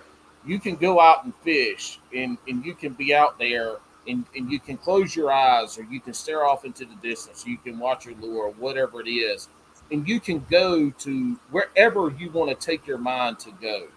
It's that release. It's that thing where nothing matters except what you're doing. Does, from a musician, y'all's a musician background, does that relate? I think it can relate in that, like, if I'm fishing, I don't have to catch fish. I can just be out there, and it's going to do me good. If I'm songwriting, or if I'm playing music, or just jamming with someone, there doesn't have to be an end goal. We don't have to write a song. We don't have to write a hit record. We don't have to record. If you're just out there making noise with your buddies or whatever, or just even just writing music on your own at home, or just playing, you don't have to write anything. You don't have to record anything. Just picking up an instrument and like getting that out there and expressing whatever you're feeling for that night or that evening, like that's definitely the same. But you don't have to have these big lofty goals or outcomes that have to happen in order to enjoy it. You can keep it short and concise and simple and find plenty of enjoyment in that, or you can go all in and empty out your wallet and go in all in tournaments and go big on it, and you can get a lot of good stuff from that too. So there's a big range there as far as how much you want to go in on something, but whether it's big or little, you're still going to get something out of it, I think. The other thing that I thought about coming into this podcast and in the conversations that we had through text message was how you have to travel in a band, albeit locally, regionally, or nationally. That travel aspect to being on the road, right? And Adam, obviously, you have that from fishing national kayak trails. Yep. Nick, you have that from because I you're in didn't Southern tour. California. You have to, but you still. I hate touring. I hate it more than anything, and Yeah, I didn't but do it. I did a California tour. I did a West Coast tour, but I didn't So like it. you I hated it. But right, but when you come into fishing and especially a tournament aspect of it, and Nick, you have this with the podcast, and Nick, you have this also when you have to travel to go fish your local waters because ain't shit close to you for the most part. But that travel aspect really transitions into how you travel fishing too, because you have to set up a hotel or a campsite, and then you have to have your mind right. You have to understand food and water and all this bullshit. All this timing stuff has to be right in fishing if you're doing it in a competitive aspect because you're paying money to enter to do all this. That touring as a band or that touring as an artist, that all has to kind of fit into what makes you feel comfortable to say, fuck yeah, I'm going to leave Tennessee and I'm going to go to Susquehanna, or I'm going to go to Florida, or Nick's going to pick up his fucking whole podcast studio and go to Northern Cal. Mm-hmm.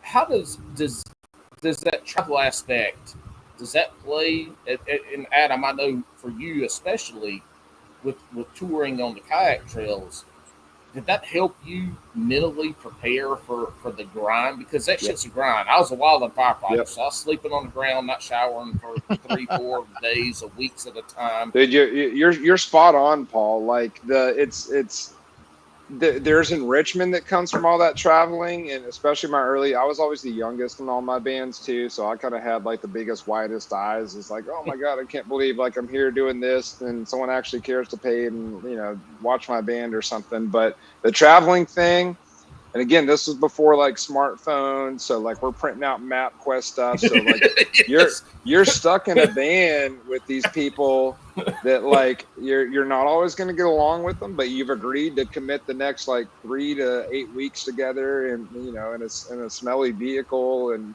showing up in places that you've never been or you have been and you're skeptical about being. To me, it's way more about embracing the suck, like that refinement that you get from the grimy night sleeping on floors, or and I'm talking more about the music days, but it absolutely translates over to the kayak stuff too. Now we are lucky in that one of our sponsors, Dakota Lithium, has played a big part in housing us. So like our Dakota Lithium team that fishes all the same tournaments, we do tend to share the same house, and so that in itself is much like how it used to be too.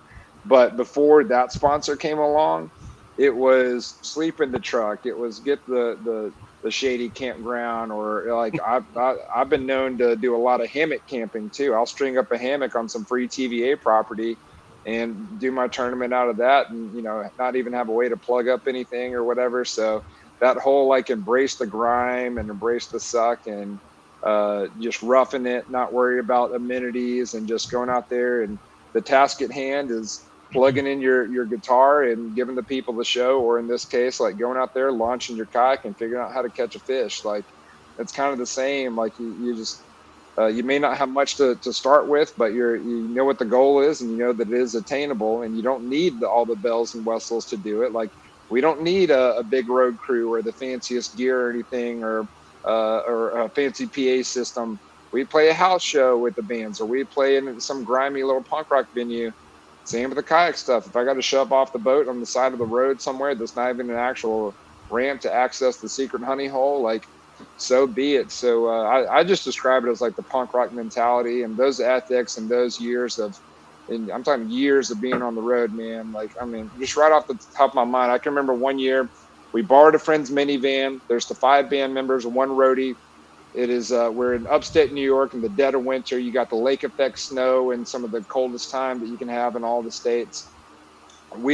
Our van didn't even have a sealed door, so there was snow coming into the van. We're all huddled in the floor of a minivan together in a group. There's snow coming into the van, and it's so cold in the van, the heat don't work, that the snow's not even melting when it comes into the van. So like just years of that will refine you and toughen you to where like it don't matter if you're getting stormed on the water or facing these elements, or if you're using some janky fishing gear because that's all you got, or a rusty fishing hook. It's the same equivalent as the punk rock mentality of what we grew up in. So personally, I'm able to make it translate just fine, and it means that I usually don't take much to get it done or to be satisfied with amenities or anything. Don't get me wrong. Whenever we do get like the big cozy lake house, I'm all about it, and yeah, I'm happy to sleep in that bed, especially when my body's aching more and more as I get older. But those ethics and that mentality absolutely formed like my approach and who I am, and I'm still that way. And I still, if you grow up in punk rock and hardcore, you probably were attracted to it because you felt like an outcast or an oddball. I still feel that way in the fishing community too, and I'm okay with that. And traveling and music broadened my horizons, both in geographical ways and just like cultural ways. And I've learned a lot of the same stuff through fishing too. So all kinds of similar comparisons can be made. And I enjoy both. Just traveling's fun, man. Traveling's fun. Like get out. If you haven't been traveling and you can travel, get out there and go experience something. Go show up in a town you never heard of or a place you never know. Like we got a Hobie tournament coming up in Russellville, Arkansas. I'll be honest, that town sucks. It's gross. It's polluted. It is not cool. But they got one of the most amazing like burger joints in the world there. So that's probably one of the few places I'll visit. And like, but it's just part of it. If you got a good crew that you rolled with, whether it's your bandmates or your that makes a huge difference too. And I'm very, very fortunate to have a good crew of fishing buddies that we tend to share the house with, or hit the road together with. But it's that vacation aspect of it. I guess you would say is being able to roll out with some friends, and albeit if it's by yourself and it's your release and you just being out there by yourself, or if it's you rooming up with 3 or 4 or 5 people. There's again, it comes back to I played sports growing up. And I played college football, so you have that family atmosphere outside of your family. Those are your brothers, those are your family members, and you might fight and argue and throw shit and kick each other, but 10 minutes later, you threw all that shit out and you're back, talking shit to each other, right? And that's a big part of fishing that I enjoy, is being able to have that. And the damn words slipping my mind right now. Not that y'all could understand me or anything, but that being compatriots and shit like that. I don't even know what the fuck I'm saying. Nick, you had something to say. What were you gonna say? I hate traveling.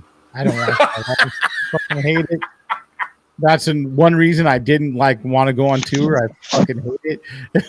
And I didn't go on the first tour. I went on one tour where we went from here. This was like when I was 20. We went from here to Oregon, Washington, and then back down. And I fucking hated it. And I remember we were going to go on a U.S. tour with the band. I was in Donnybrook, and I had my oldest. My wife was pregnant, so I'm like, I gotta quit. I'm like, I'm not gonna be gone for fucking my kid being born, Hell yeah. So I kind of made the choice, and then I never left until last year. I went to Toxic Day to do a podcast, like a whole series of Toxic Day, but I went by myself. That was the first time I've been without my wife, on my own for fucking 20 years. So it's super weird. I'm like, what the fuck do I do? I've been with my wife since I was 20. I'm 42. Yeah. And it's like, fuck, man, I don't know what to do. What to do with my hands? I don't know. But yeah, I don't. I guess I got to put them down my pants because my wife's not here to do it. Yeah, exactly. So I'm not a big I have to do it more. So going to Yuma, there. Yeah, that's what I was about to say. You hate to travel, but you take your whole. But it's like it's like you're my band. Go this is for my 3 band. or 4 days. Yeah, this is my band. Yeah. But it's not like you just show up and do some shit on a shitty ass blue little ball microphone. I'm like, you take your whole podcast and you uproot that shit. And you go to Yuma and you do a week's worth of podcasting, or you go to Northern Cal and you do that shit. I mean, you still. Well, travel. I usually take my wife with me, so she'll come. My kids came last time to Arizona. Oh, I didn't know that. Yeah, so I bring both of them, and they kind of hung out and played and stuff and did all kinds of stuff down there. When we went I've been to the Delta 3 times. Yeah. Only one time my wife didn't come. She came twice. So the first Delta roundtable, you could hear in the background yelling, "Cut him off! Cut him off!" Fuck up, It was hilarious because I remember the next day I was like, "Oh man!" I remember they had a bottle of that Kraken. I don't know what it's, a whiskey or whatever. And this is the crazy thing. So we drank almost the whole thing. We come back to the second round table, which is 2 years later, a year and a half later. The Kraken's still in the freezer. There's this much left. I'm like, we're gonna fucking drink this, dude. Fuck it. So it was hilarious. But it was yeah, I mean, I do it because I wanted it's like playing in a band. I want to stay as fresh as I can. And because I'm big on the in-persons, I'd rather travel to people, just be like, hey, you can come to me, I'm going to be up there, come on down, So I like that about your podcast too, Nick, is because you say it all the time about how you want to provide great quality on the sound. And if people have listened to the last few episodes with Alex, his ass has had to just get up. He's had to pay out of his pocket. We don't make no fucking money on this podcast at all. Yeah. So he's had to pay out of his pocket to go to these hotels to be able to record. And some of them have been tough, shitty internet. He's had to turn his video off, all this and that shit. Your podcast embodies that quality side of it, traveling. For us, it's me and Alex. Yeah. And when he's not in California, when he retires, he lives in Jersey. I'm in North Carolina. Yeah. This is how it is. This is what we got to roll with. But it is so cool to listen to your podcast and how you and your guest talk. And I say this all the time about this is our podcast, Bass and Brews, sitting around a campfire, drinking, shooting the shit, talking fishing. You have that, but y'all actually do it. Yeah, that's minus the campfire, but y'all are sitting around shooting the shit, man. So that travel aspect of it, that's you probably got that from hating to travel, but you know how to take your I know how to make it work. Like I know to right. make it work the way I want to. I'm gonna have to travel, and thank God I used to be a recording engineer, so I kind of and Nick Townsend, another helper, likes help me mastering and stuff. He's a huge recording engineer, Nick. So anytime I've had audio problems, I just go to him and go, "Hey, what do I do?" He'll tell me what to do, and then I fix it. So it's pretty good. But yeah, it'd be nice to have like a person engineering the shit. But then again, it's like you gotta trust that person to not say some shit that people say. Like you can't talk about that. You know, you gotta have a vault as a person helping you, because they hear people say some shit like either they shouldn't know about or stuff like that. So it's you kind of almost have to do it on your own, because you know how many scrapped episodes do you have right now, Nick? Right now, I have how many I've cut out pieces in? I'm gonna say probably 20% of the episodes I've cut stuff out.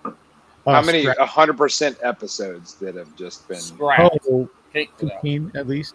How many? Well, 15. No way. That's a lot. Do you ever go back and listen to them and be like, "Oh my god"? I've had people come over and watch me delete them. They were that adamant about like, hey, yeah, I need to know it's gone. Yep. Yeah. And I'm like, dude, you could believe me. He's like, no, I'll just come down. We'll do another one. I just want to watch you delete it. Like, right. First of all, being able to have recorded that has a lot of value in it for you. I'm sure the fun that you had, but having to re-record it is probably like, all right, well, at least now we're going to get something. Well, it sucks because you get this little piece of golden information and they don't say anything.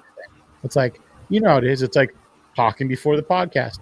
I learned after, 100 and something episodes, like I got to stop talking to this dude before the fucking podcast. Yeah. Because we do like 30 minutes and then we fuck the whole podcast up. It's like shit, and I've done that a million times. Some guys come, you get that one guest that's just fire and they'll say everything the same way. And you're like, oh, we're good. But then I've had episodes where guys just don't talk. They don't fucking talk. Like you ask Adam a question. So what do you do? I do guide service. That's it. Yeah. What does it do? What do you? I take people out and dig up fish. It's like there's nothing you could do. You're like, fuck me. What am I going to do for the next at least hour or 45 minutes? Is like what I'm like. Hey, it's got to be this at least 45 minutes. You know what I'm saying? Yeah. Well, that's why you got to have your Matt Robertsons and stuff like that. You got to have those personalities that can talk and can do it. Like there's so many in the fishing world. There's so many guys that can catch a fish. How many of them can captivate an audience, be it on podcast, be it on camera? Like, that's the difference right there. That's what can make you stand out. That's why, I get excited about the Matty Robertsons and the characters like that. Like, there's no shortage of a clean cut, good old boys that can catch a fish. Like, give me something interesting after the fish is caught too, Well, see, and you hear this a lot in the kayak world with all the podcasts that focus on the tournament fishing side of it, right? You get somebody that wins and you bring them on and they just they're a stick. They can catch fish. Mm-hmm. But it's exactly what Nick just said. So what'd you do? Well, I threw a jackhammer and I caught 5 fish for 20 inches on a grass line.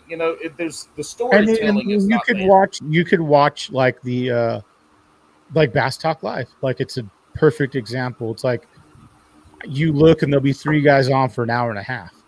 Each guy gets 20 minutes or 15 minutes. Very regimented program. Great program though. Exactly. Great program. But that's what you're looking at.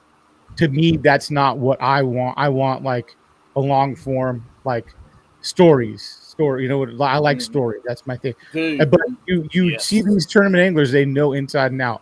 Okay, I'm gonna go on Dave Mercer's podcast. I'm gonna go on Bass Talk Live. I'm gonna go on, whatever other podcast is like that, and they know what they're going to cut in and they're going to say or interview and just bang it out, and that's how it goes, a lot Nick, of the I'll time. tell you this, Nick, you are so good at being open. You really dive into people's stories and you push them and you prod them into giving that story. And when something, you can tell when something comes up that's interesting, you dive into it. But you would do the same thing if you had the person in front of you. That's the part that you get. That's the best part. Yeah. I'm doing a couple. Maybe, like in the future, be like, hey, let's make it so we hook up at a spot, in a hotel room, and you could have like 3 dudes in there, and you're going to have a totally different conversation. You're like, oh, I get it. Because you can read people like over the internet. I can't read you. When I'm watching you, I know when you get like, you kind of want to talk about something. I'm like, all right, mental note. And I have ADD really bad. So it's like, I'm ready to talk. So I'm like, another question ready all the time. It's again, I've been saying this shit since he said it. Joe LaBarber said, I can't even remember. It's something about bass and boobies, and he has ADHD, and I know I have it. It's undiagnosed, but I like bass. If it ain't bass or if it ain't boobies, it better be bass. Anyway, something like that. But Adam, when I met you and we were talking, dude, you were super quiet and fairly reserved. Yeah. And we were sitting there with the folks at the table, and you knew them real well, and it was Christine and Guillermo and some other people came up and talked, but you were still the quietest out of that little bunch that was there. Yep. But then you get you on a podcast like right here, right now, and you open up. But again, it comes back to, I think, that musician side of it, of having a microphone in front of your mouth, having an audience, and being able to articulate your story to the audience. Yeah, for me, like my natural personality is like very reserved, very chill. I'm an observer. Like, in my band time, I was definitely the quiet, like wallflower in all my bands and everything. Like that's anyone that's got history with me knows that's my reputation. But here's where that kind of changes. I'm actually a huge fan of like stand-up comedy, and to the point where I'm not just an audience, but I look at it as an art form, and I love like breaking it down and understanding like the craft behind it. And when I lived out west, like it was pretty frequently I would go up to West Hollywood to what they call the UCB theater. I would see stand-up shows there. So like not many people know that, but that's just a big part of my personality and what I enjoy, as far as like I enjoy music as an art. I enjoy the puzzle solving about bass fishing, but I love comedy as an art form too. And so that means I listen to podcasts. I see how people craft and articulate, and I'm able to take notes from that and apply it to my day-to-day, like a podcast or with a guide or something. And also being the son of 2 English teachers, the articulating and the instructional part, I saw that done as a kid and saw it done well. And so I'm able to apply that to, if I need to turn it on. And like my other job, I work in the service industry, so I work off of tips off of drunk people essentially. And so if I'm, I know how to like, get a conversation going, engage with people. It's, I don't know. I do turn it on. Like it maybe goes against my innate personality, because I am more of an observer, more like tight-lipped and more chill, but I understand the benefits and the necessity of the engagement and conversation and explanation too. So I don't know, I'm just fortunate I'm able to separate the both and give emphasis to whichever one needs to be done. But yeah, if you like, I don't know, for the most part, I'd say if you put me in like a social setting, I'm probably like the more chill, quiet one, but I'm also not, I don't have anxiety about being vocal or, the spotlight put on me either. And maybe that does come from being on stage. And, like I've been fortunate enough to, even though the majority of my shows that I've ever played are more like the smaller head count, I played some big ones too. I played in front of several thousand people in festivals, and I've traveled the world playing music and been on some like big stages before. So, and that's something that most people haven't done. So whether it's like, AJ handing me the mic at a Hobie tournament or plugging in a guitar on stage, I feel just fine doing it. I've done it too many times at this point that it's just second nature to me. And I know I'm a fan, I'm a fan of music and a fan of fishing. So when I see that boring person on stage or the boring podcast guest, or, I like to be captivated too. So I know that if I am going to get some time on that, I need to bring it. I need to bring it a little bit, and you could argue that I'm still pretty low key and chill now, but it doesn't mean I'm not capable of turning it on and, having a couple of adult beverages helps the cause as well. But I know Nick finished off his High Life 40 and was sipping on a big old fifth or something earlier. Nick, what are you, or in general, are you introvert, a little closed off? I don't talk to people. This is the crazy thing is I don't talk to people, but when I'm one-on-one like this, I'll talk a lot. Or if you strike up a conversation about something that I like, we start going, But usually, yeah, like I'm very like, if I see you in public, I'm cool. Like I'll say, "What's up? Let's talk." I'm very open. But yeah, I mean, I would talk, but the group of friends I had when I played in hardcore were the worst group of friends ever. Yeah, like, that's a whole nother element. You don't understand, like the guys that he ran with. It was, we'll call them characters to say the least. They, if you fucked up talking, they're quick. They'd make fun of you. Everyone would pick on you. I had 25 bullies around me all the time. Yeah. So it made me like have a thick skin, and it made me know how to shoot back really quick to make fun of guys that won't only like verbally assault you, but like physically assault you too. Yeah, all my friends.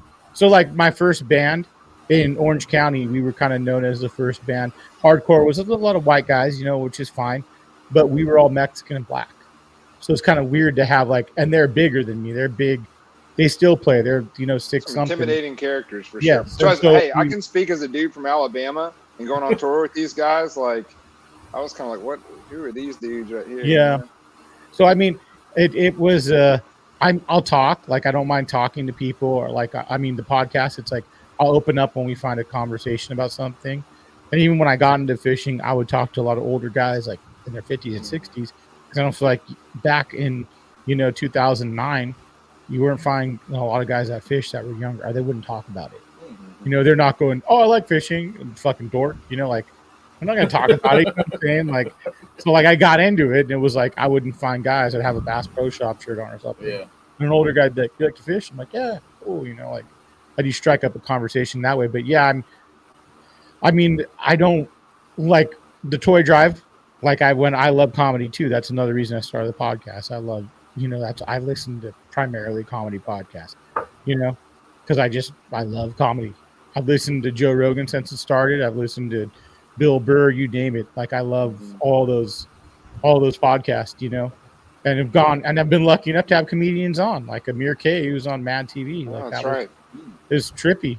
Like when I got to go to the Brea Improv, and it was like I got to go to the back room, run into comedians I've seen. I was like, oh shit, this is wild. And to go back, and Amir's like, dude, I got tall cans ready to slam back here, and I'm like, fuck, I feel like a comedian. Yeah, like a dork, And I've even bombed on stage a toy drive. I remember Matt Pano. He runs Optimum and Depths 250, Depths USA. So Matt was the only guy that laughed. He's our age, just 40. And I remember I got on stage, and it was like I don't know, 100 people. So I had to talk. I'm like, man, I feel like a fat Mexican David Letterman.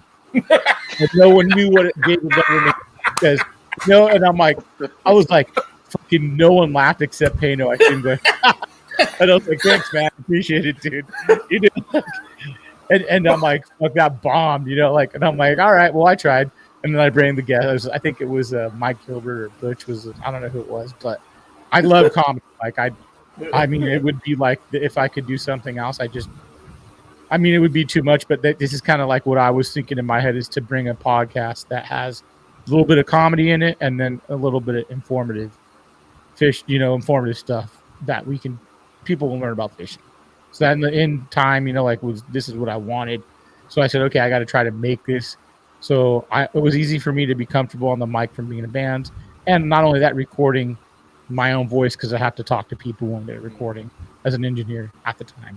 So yeah, it's a pretty easy transfer. But most of the time, if people see me at tackle shop, I'll say what's up. I have no problem like communicating that way, but I'm not going out of my way to talk to anyone. You know, and I'm not. You know, like if you come up to me, sure, we'll talk. But if I see someone, I'm just gonna keep walking. I'm Same. You know, I'd rather observe. Yeah. Dick's like, hey man, I saw you earlier, but you didn't see me. Just wanted to say hey. I've had you lots send him of a text. You people. send him a text People that send night. pictures. I'll be talking to someone. They'll be like, "Hey, I saw you, man." I'm like, "You should have fucking said hi. You didn't take a picture." I mean, I would not have. I would have been like, "Hey, fuck you. I'm not gonna big dick you." You know what I'm saying? Like, it's. I mean, yeah. I mean, my wife's seen it, the whole thing grow over. I got to have her on one day just to talk on the podcast. I mean, she's seen so many different scenarios of people passed out in my backyard on the floor, me throwing up in the backyard after. Like, you know, hey, that's a question I have for you. When you do these podcasts at your house in your studio and people are hammered, do you like have a cot that they fucking sleep on, or do you? Well, like usually when they're hammered, what we do is we sit here. You got to go get a hotel. We'll get you an Uber to the hotel, but we're getting hammered tonight. So, like, how does this work, Nick? Because usually they got a DE with them, a designated driver. Okay, or we'll be sitting here for 5 hours after the podcast, eating outside, talking.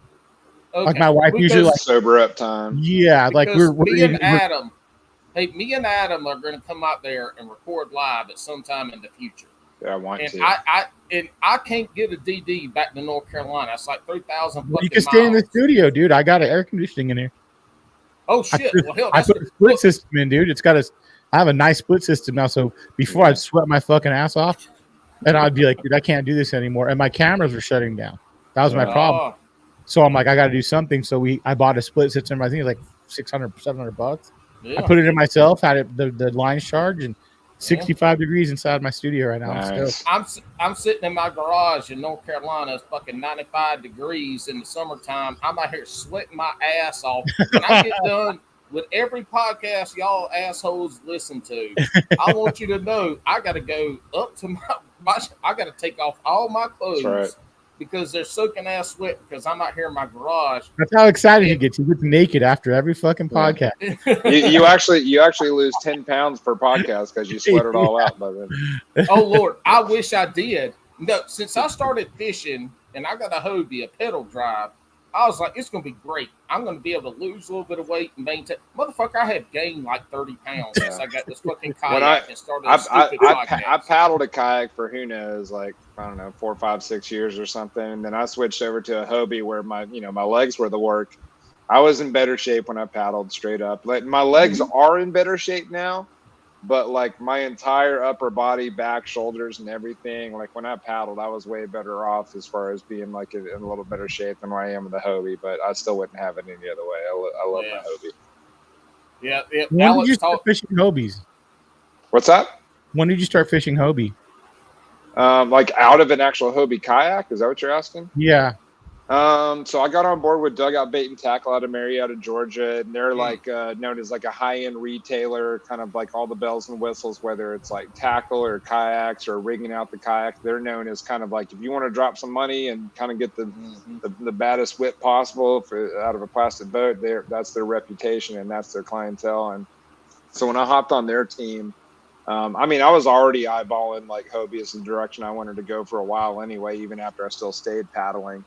So I just went with the Hobie PA12 360 and I haven't looked back, and it's been a huge difference in my fishing. Like any tournament that I've won money in over the last couple of years since I've been in that Hobie, there's probably a part of it that like factored into having that Hobie 360, specifically the 360 drive. Like I can think of Sam Rayburn down in Texas. I was able to meander through like the water was like 12 foot flooded there. I was able to meander through these like flooded woods, and if you were in any other boat, you weren't going to do it like I could. I can sit facing into the wind and like make minor little adjustments to keep my nose facing just right. And if you had any other boat, you're not going to be able to do it like I do. And I'm reminded of how much I utilize it during my guide trips, because when I'm trying to show someone something or we're out there fishing an offshore spot together for an electronics trip, I realize how much that they are blowing off the spot or can't keep their nose facing the right direction to make that cast on that target. And boy, it's that just that reminder that, man, my 360 drive on my Hobie is everything. And I mean, just a regular Hobie with just a 180 drive or something is impressive enough, coming from a boat that you previously What's paddled. the difference between the 360? I don't know anything about kayaks. So Drive means what? The 360 drive, as the name would hint, like, let's start with the Hobie 180 drive. You have a straight forward and a reverse, and you got a rudder on your kayak, which can, point you in a direction a little bit. With the 360 drive itself, you have your normal rudder, but the drive itself can rotate 360 degrees. So even if you never touch your rudder, you can angle that drive to only kick or propel yourself in a certain direction. And so even if you got to you can almost make like a side maneuver in the boat. It's just super like a impressive. hand control or something. You move the correct. So on the same place where you would control the rudder, right underneath it, in the same motion, you can use your same fingers and the same hand to manipulate that the 360 drive and or the rudder, and it becomes second nature at some point. You don't need a trolling motor really, then, right? I've made that argument, Nick. I've got a lot of guys that still put motors on their Hobie 360s. And so I used to run a motor on my Bonafide kayak, which was a paddle kayak. Uh-huh. And the way that I utilized, I had a stern mounted motor, so it was behind me, and I used it to get to my spot. Once I was there, I kind of didn't worry about the motor anymore. I would do little paddle dips to kind of correct myself in the angle that I wanted to. And now with the Hobie, any Hobie in general, you're going to be able to get out there in the wind better with that 360 drive. I can keep my nose into the wind, a constant, heavy wind, and still not be thrown off by it. I can still make my cast to that waypoint how I need to. You want to talk about like a difference maker, a game changer? It's been everything to me. Like that 360 drive has been one of the most like pivotal things in my arsenal that I use. Straight up, I can attack some water that normally I wouldn't have been able to attack, or had awful efficiency attacking with it. So it's a huge part of my game plan. And again, when I'm out with a client, they see me, like, I'm so used to it at this point, I do it all second nature. And then they'll see me kind of like, whether we're at the dock at the boat ramp and I can just slide all around that dock, or whether we're trying to stay like offshore.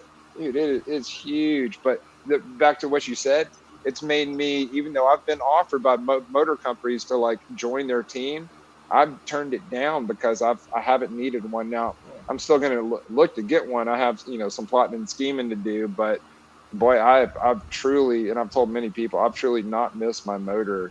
That I used to have. You have a motor though, just to drive like to where you got to go? No, I'm one of the, and given the frequency of the tournaments that I fish and the crew that I run with, and how they all have like the decked out boats and kayaks, like I kind of have one of the more simpler platforms. And but because like in our Hobie series, we can practice with the motor, but come tournament day we can't use it. Oh, I didn't know you can't use motors. It depends on what series you're in. Like in the KBF series, you can use motors all day, all night. Yeah, that's what the guys down here do, right? And they use it to their benefits. That's why like the different ways you can customize those kayaks, you can, whatever fits your needs and your style of fishing, you can do it. But like say in a Hobie tournament, if I know that on tournament day, both day one and day two, I'm going to have to power that thing with just my legs, And so you can get a little bit of a false impression on how efficient you can be on the water if you're practicing with that motor. And my stamina gets built up too, because that's all I'm used to, You make that 4 mile run and a practice with that motor, and that's where you want to go in on tournament day. 4 miles. Most people. So I got a Hobie 14 with a 180. I average if I need to go somewhere, I can average 4.5 miles an hour, and I can average that for an hour. So I'm going 4.5 miles. Yeah, I mean, but when you get there in the summertime and in the South, you wore the fuck out. You get there and you got to start fishing. But you got to remember, you got to make that sumbitch all the way back to the damn boat ramp too. Yeah. Those weather conditions can make it like way that you go wind or rain or whatever. It'll beat you up. But you know, I've got a lot of my friends that like have all the bells and whistles, and they'll be like, man, I didn't realize how much I relied or leaned on that motor until it came tournament day. And then I'm like, I'm not, you know, I don't got the stamina or whatever to do it exactly how I wanted to. So I'm able to look at it that way. But you know what? I really do wish I had a motor for my guide trips, because it's not difficult at all to tether up to another kayak and you can motor them around. And so, you know, if it's a fucking bitch to drag a kayak. One time a guy needed to get dragged through the harbor. You know, Newport, like, it's fucking far. It's like, you know, it takes 20 minutes to get out in a boat at this harbor. So this guy's like, hey, can you pull me? I'm like, yeah, but they like to dig in when you're pulling next to by boat. I was like, what the fuck? It was really hard to pull, you know, a kayak, unless I guess maybe let out a lot of line. Your calico fishing, could you ever fish out of a kayak, or is it they have a tournament. They have calico tournaments. Brian Lipke, I think they're the last one they had big. Brian Lipke, which is I think he got AOI this year out this way in the tournament series. He won the last big kayak tournament in the salt and he does great in the fresh. Yeah. And he's another guitar player leading through another big band, another hardcore guy. So it's like crazy to see. And it's like crazy to see the guys that are doing kayak doing really well, like Adam, shredder on guitar, Brian, shredder on guitar, Mark, shredder on guitar. Like, all these guys are very good. So I see the correlation between all of them doing what they're doing in the challenge, you know?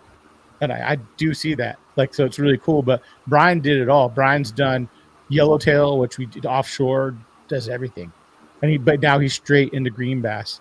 And he does take your kid and he kills it, dude. Yeah, Hobies are great inshore, you know, saltwater boats. Like, you know, my buddy and roommate Russ Snyders was showing me like a guy out west where Russ is from, up in NorCal, who's just bringing home ridiculous amounts of like rockfish and ling cod and stuff like that, all out of the Hobie out there on the boilers and in the kelp patties and stuff like that. So it's impressive what you can get out there and do on the Hobies. There's a lot of folks over here off the coast of North Carolina that take theirs out, you know, 10 miles out on the coast. They're in a Hobie, 10 damn miles. It's like 3 hours out to go fish. I mean, that's crazy to me. That's bold. But you know, I've been on the West Coast. Matter of fact, we had a fire on Big Sur in 2008, and I camped on the West Coast. I camped right as close as the ocean as you could get, and that shit it was the middle of summer. It was June, I guess, and it was like, the water out there is like 50 degrees. I'm like, what? That bitch is like 90 degrees back home. This is a different water part of it. So, Adam, you've mentioned a couple times the group that you travel with and fish with. Like, who is it that you're rooming with and you're fishing with? And I ask that from the sense of, you know, you create these groups of people you fish with, and the people that you're around, locally, nationally, it doesn't matter. They help you become better anglers. And it doesn't matter if they've been fishing a year or 20 years. They help you become better anglers. Who are some of those people that you travel and fish with? It started because when I got into the tournaments and I was doing, you know, the out of state, I did the KBF trails like pretty full time for a couple of years there, and I mostly did them solo. I might have had like a campground buddy, but like I did a lot of them solo, just because that's what I knew. That's how I kind of operated. And then an angler by the name of Russ Snyders, which anyone that's in the kayak world definitely knows his name. He is arguably the best at it. You can make a very good argument for that. And he started fishing. He's from Northern California. He started fishing our local club here in Nashville. And we both had schedules where I would work on the weekends if I wasn't fishing a tournament. And then I would have most of my week free, which is when I would fish. And so if we wanted to do a river float that required 2 vehicles, well, Russ is that guy I could reach out to and be like, hey, you want to do a float, or you want to, you know, go and do some fishing? So I kind of just by schedules syncing up, started hanging out and becoming buddies with Russ. And then that turned into like, I literally was the guy who'd be like, Russ, here's how you fish a KBF tournament, and here's what you need to do to get into that. So Russ and I think the first time we may have done an out-of-state travel together, was maybe even Sandy Cooper several years ago. So I was kind of showing him the works, or being like, this is this person or this guy in the kayak world. He was new to it, but Russ is not new to bass fishing. He has decades and decades of it under his belt. So Russ, I gotta give a lot of props to that guy. I've learned endless stuff from him. I cannot sing his praises enough as him as a human being and as a character, and his skill sets as an angler. So Russ was a big part of it and still is, and I'm sitting in his house right now, which he's my roommate. But that group turned into kind of just whoever would hit any and all of the tournaments. If you know that this individual, whether it's Cody Milton or Christine Fisher or Guillermo or Matt Scotch or Eric Siddiqui, like, you kind of know, like, I don't even have to ask them. I know that this person's going to be fishing this tournament. Let's go ahead and get a place booked or share a house to cut back on expenses and costs. So you just knew who your crew was going to be. And that's how it is. You kind of find out, like, I feel like there's kind of like the drinking groups that love like partying all night, and it's not, and then there's like us that are like, overly obsessed with figuring out the bite and, really, really thinking that we can and want to win every tournament we fish. And when you hang around, still sharpen steel in this case. And so when it kind of organically and naturally ended up being the group of anglers that it is, that I consider my closest buddies and housemates or traveling partners on this stuff. And luckily it's the best in our sport. And so I'm able to learn from them, encourage them. I get excited when they do well. And, I'm no dummy either. I feel like I can contribute my part to, giving them a tip here or there, or, hey, check out this lure, or, hey, if you're going to fish in this part of the lake, consider doing this. So it works well. We don't step on each other's toes too bad by doing that. That's another part of it. Cause if you're, it's not uncommon, even if we don't have any prior discussion at all, you end up in the same spot, finding the same fish. So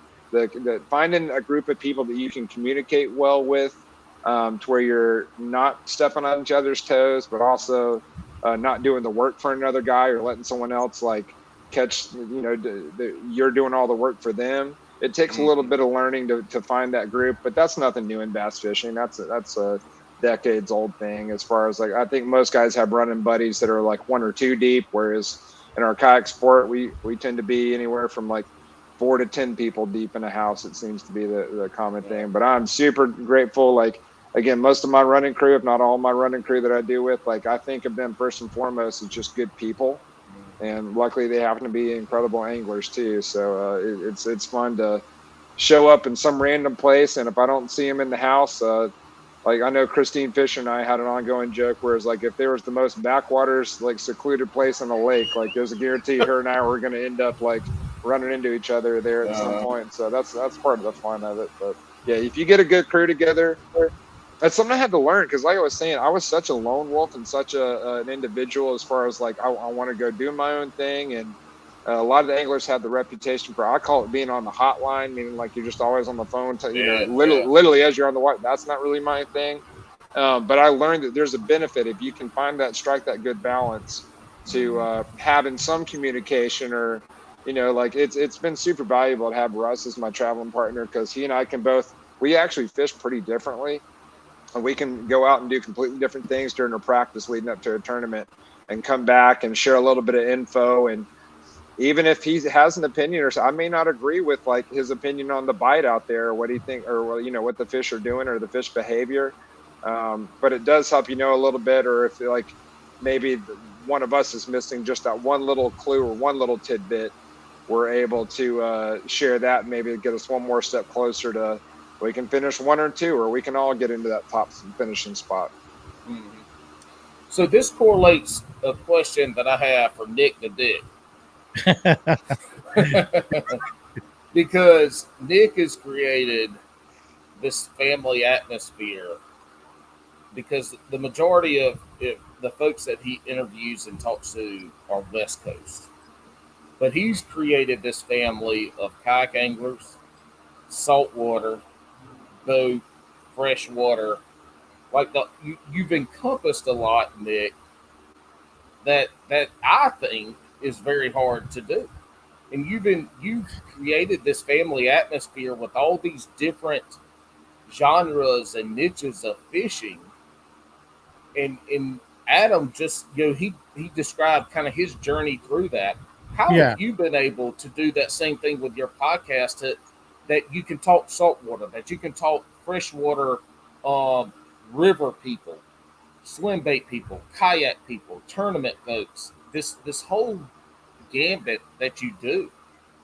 I think it's because I just like all types of fishing.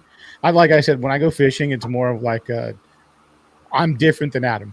So when I fish by myself, it's like intense, and I'm like, fuck, I'm here to catch a fish. I'm flipping out, like it's not like any type of therapy. When I go fishing with buddies on my boat, I don't care about fishing. It's more talking to my friends. So if we catch fish, it's cool, but I'm looking to like have a nice hangout, or maybe just that's my therapy, is talking to them. And of course we're fishing, but if we catch a big fish, great. If we don't, it's fine. But I feel like the different aspects is like I'm always looking for a story where I'm not looking for your fishing style or your technique or your the way you fish the river. I mean, I want to hear that on the also, and that's a fishing podcast, but I want to hear the story of Adam, like whoever I'm having on, I want to hear their story. So there might be something in there like, oh, so-and-so does this for a living. Oh, that's funny. Let me hear about that. Oh, so-and-so used to do this. Professional paintball player. Ivan from Jungle Boys, like he owns one of the biggest, weed distribution companies in the world. So it's like, I want to hear that story more than just, like the fishing part. So in my mind, when I started the podcast, what I wanted was to have a podcast about people that liked to fish, but I had to build a platform first, this is what I did. And a lot of the people that swim bait fish have background stories. Mike Gilbert worked at Thrasher for like 10 years and made some of the biggest skate videos ever, like people like that. So it's kind of like, that's where I find these little stories where even if I talk to, Greg Blanchard's like, he has a crazy story. Like, and I talk to him and he'll tell some, like he's had a long journey to get to where he is and it's clicking. So it's kind of cool to hear like people's struggles all the way up. Like Rego, around before anyone else was doing it, one of the OGs, like Butch. I like hearing the stuff that people aren't talking about now. Like I wanted to do one with Danny Cadota. I don't know if you know who that is. Him and Danny, Butch and Danny, like kind of were on the cutting edge of catching big fish, but with crawdads. So they would like have these way they double anchor and they crawdad fish and be catching, 15, 16, 17 pound largemouth on these crawdads. And that was what they did then. So it wasn't like looked upon because that's how it was done. It wasn't done with the swim bait. And then, there's a whole section of bass fishing that is just that crawdad thing where they're chasing bass at Castaic Lagoon back in, who knows when, 80 something, 9, whatever it was.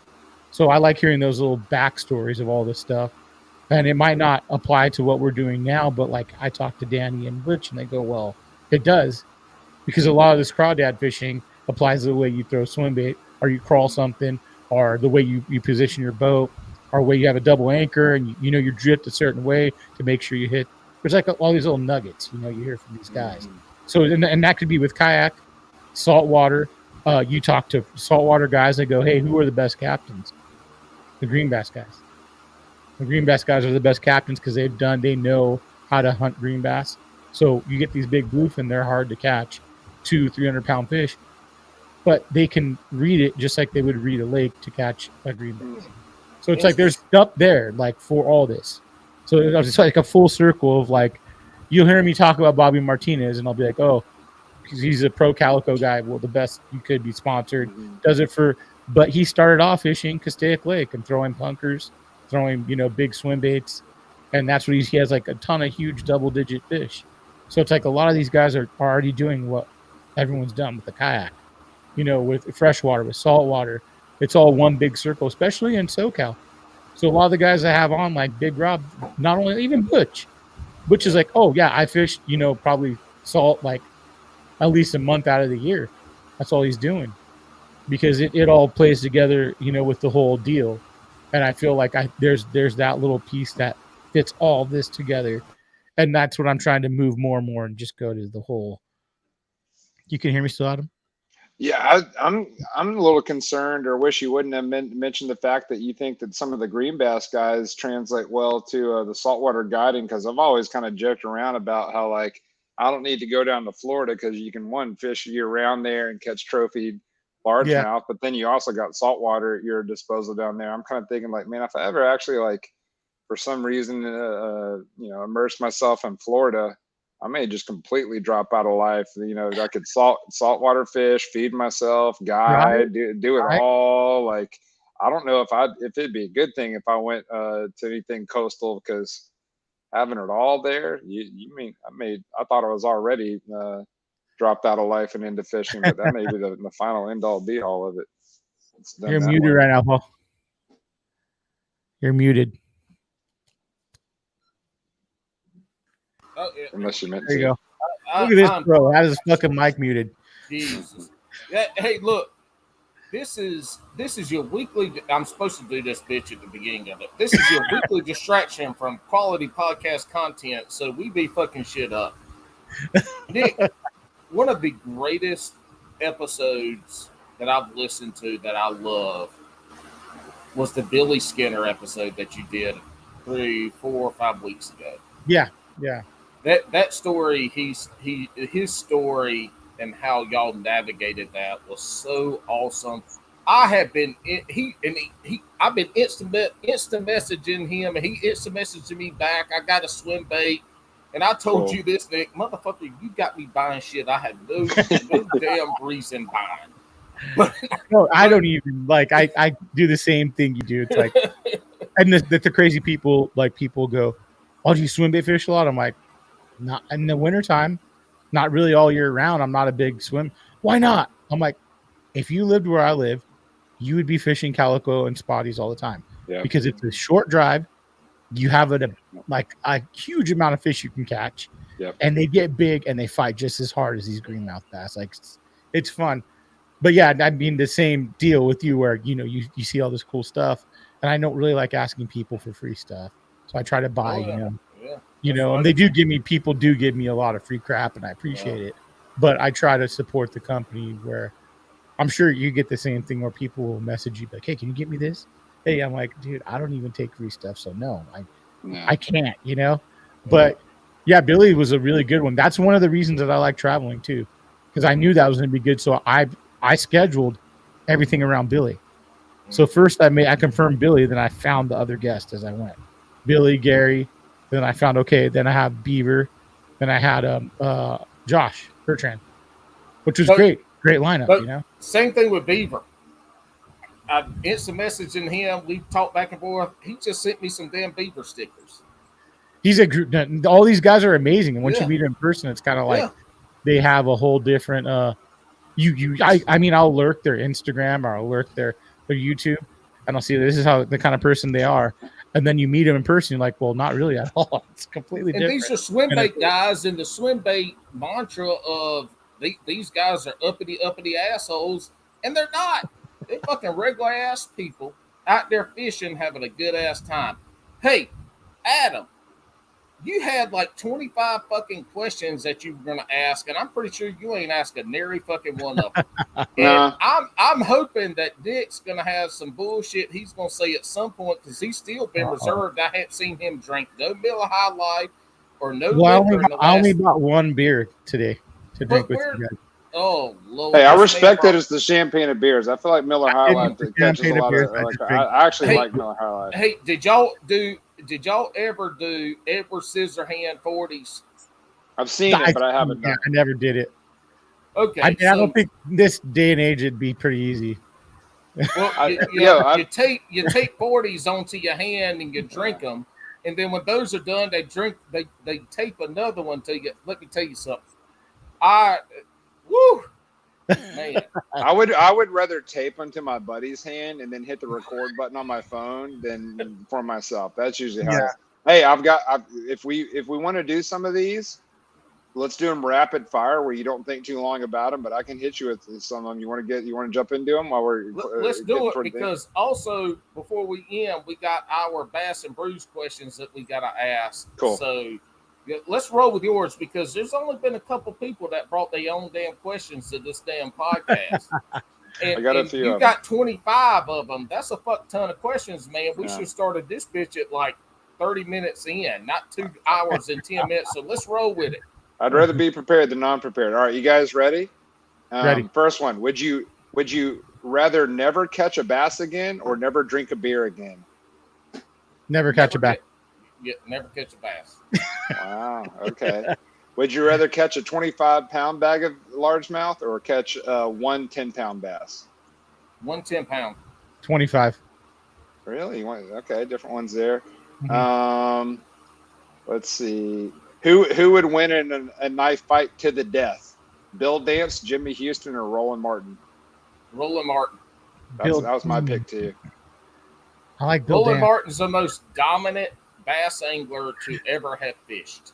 Not the winningest, but the most dominant. True. I just figured he's around gators and the other two weren't, and There so you he's go. got a little bit of like toughness around him or whatever. Let's see. This one's a little oddball, but again, I'm not afraid to go there. Would you wear, if the stipulation was you would always outcatch your buddy if you went fishing with them, only if you always wore yoga pants the whole time? If that Yes. was like the secret. You're Yes, like, yeah. but Of course. if you have ever fished around the Queen City guys, all them motherfuckers wear yoga pants. So Oh, that's already a thing. One lure for the rest of your life. What is it? Ooh. That one takes a little more consideration. My answer was topwater, just because even though it may not be. But you said lure. You said lure though. What topwater? I mean, probably like, I don't know, buzzbait or whopper plopper. It'd be the most fun. It doesn't mean you get the most numbers. It'd be the most fun. Mine's gonna be a super spook. That's a good one too. My computer may be about dead here soon. I don't really have a good place to plug it in, so. I think for me, salt, it would be the jerk shad. I always talk about the jerk shad. Well, hey, if his shit's gonna die, let's get the Bass and Brews question. We got to get the Bass and Brews shit. Adam Reiser also right now is 8th in the Hobie AOI. I was wondering where I was. I figured it had to be somewhere around there. So you're not fishing the whatever river up in Wisconsin. No. But it sounds like you're going to make the TOC, and that's the creme de la creme. So let me get to my Bass and Brews don't fuck up while Alex is going list to see it here. All right, Adam, Crocs or flops?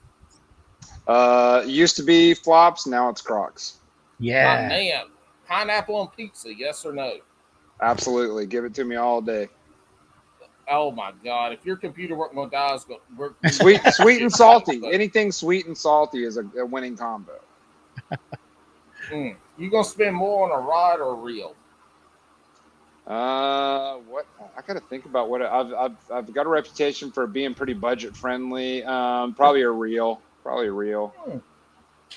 would have taken you for a rod guy in a 3-hour that's session. a tough one. You could argue either way on that one. Yeah, I've heard arguments, but I have my own. But I took you as a rod guy. 3-hour session. You want to catch 5 2-pounders and 1 7-pounder? I want the big one. There you go. Wacky rig or Texas rig? Texas rig is gonna be the most versatile one, but in the springtime, wacky rig is kind of tough to beat. So outside of the springtime, Texas rig, but springtime. No. You choose just one or the other forever. Then Texas rig for sure. Texas rig. Slow jams or hype music? Slow jams. I listen to a lot of droney, long form stuff like that. I like more chill than getting hype.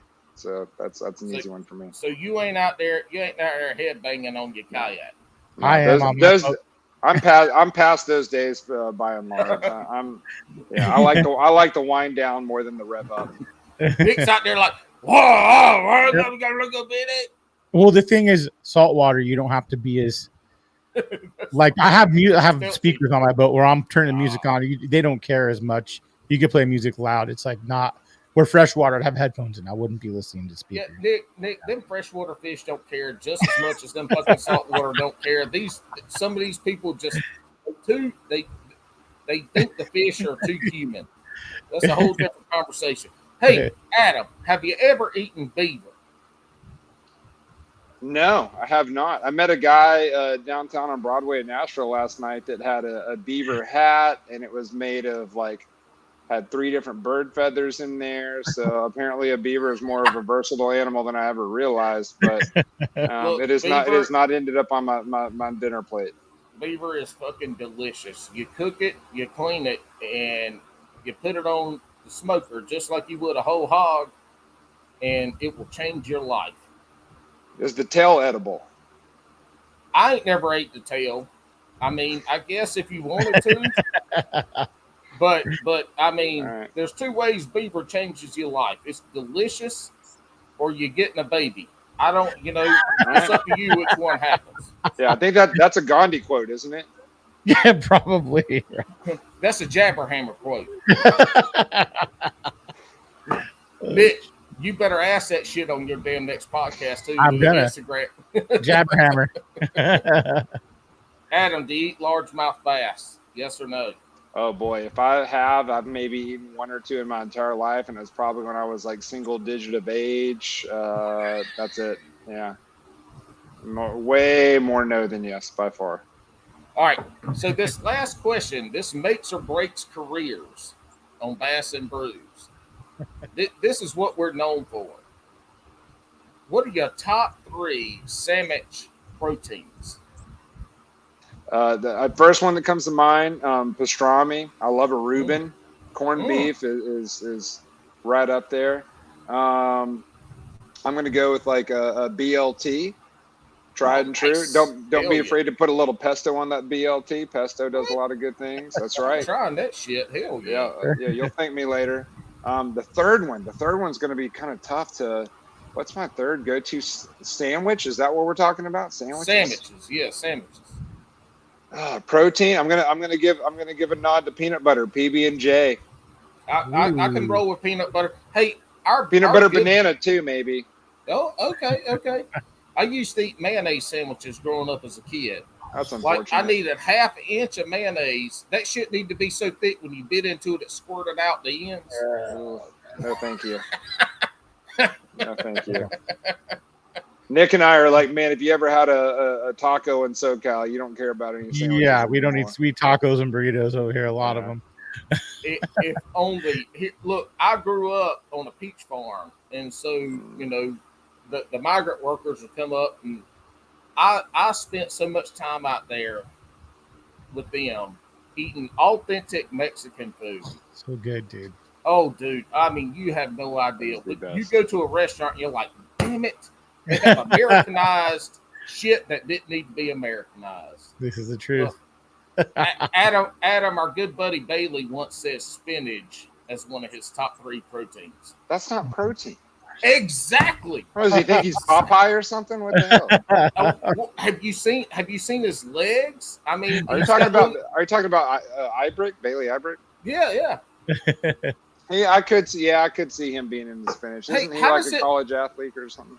No, he was not a college athlete. He's a weirdo.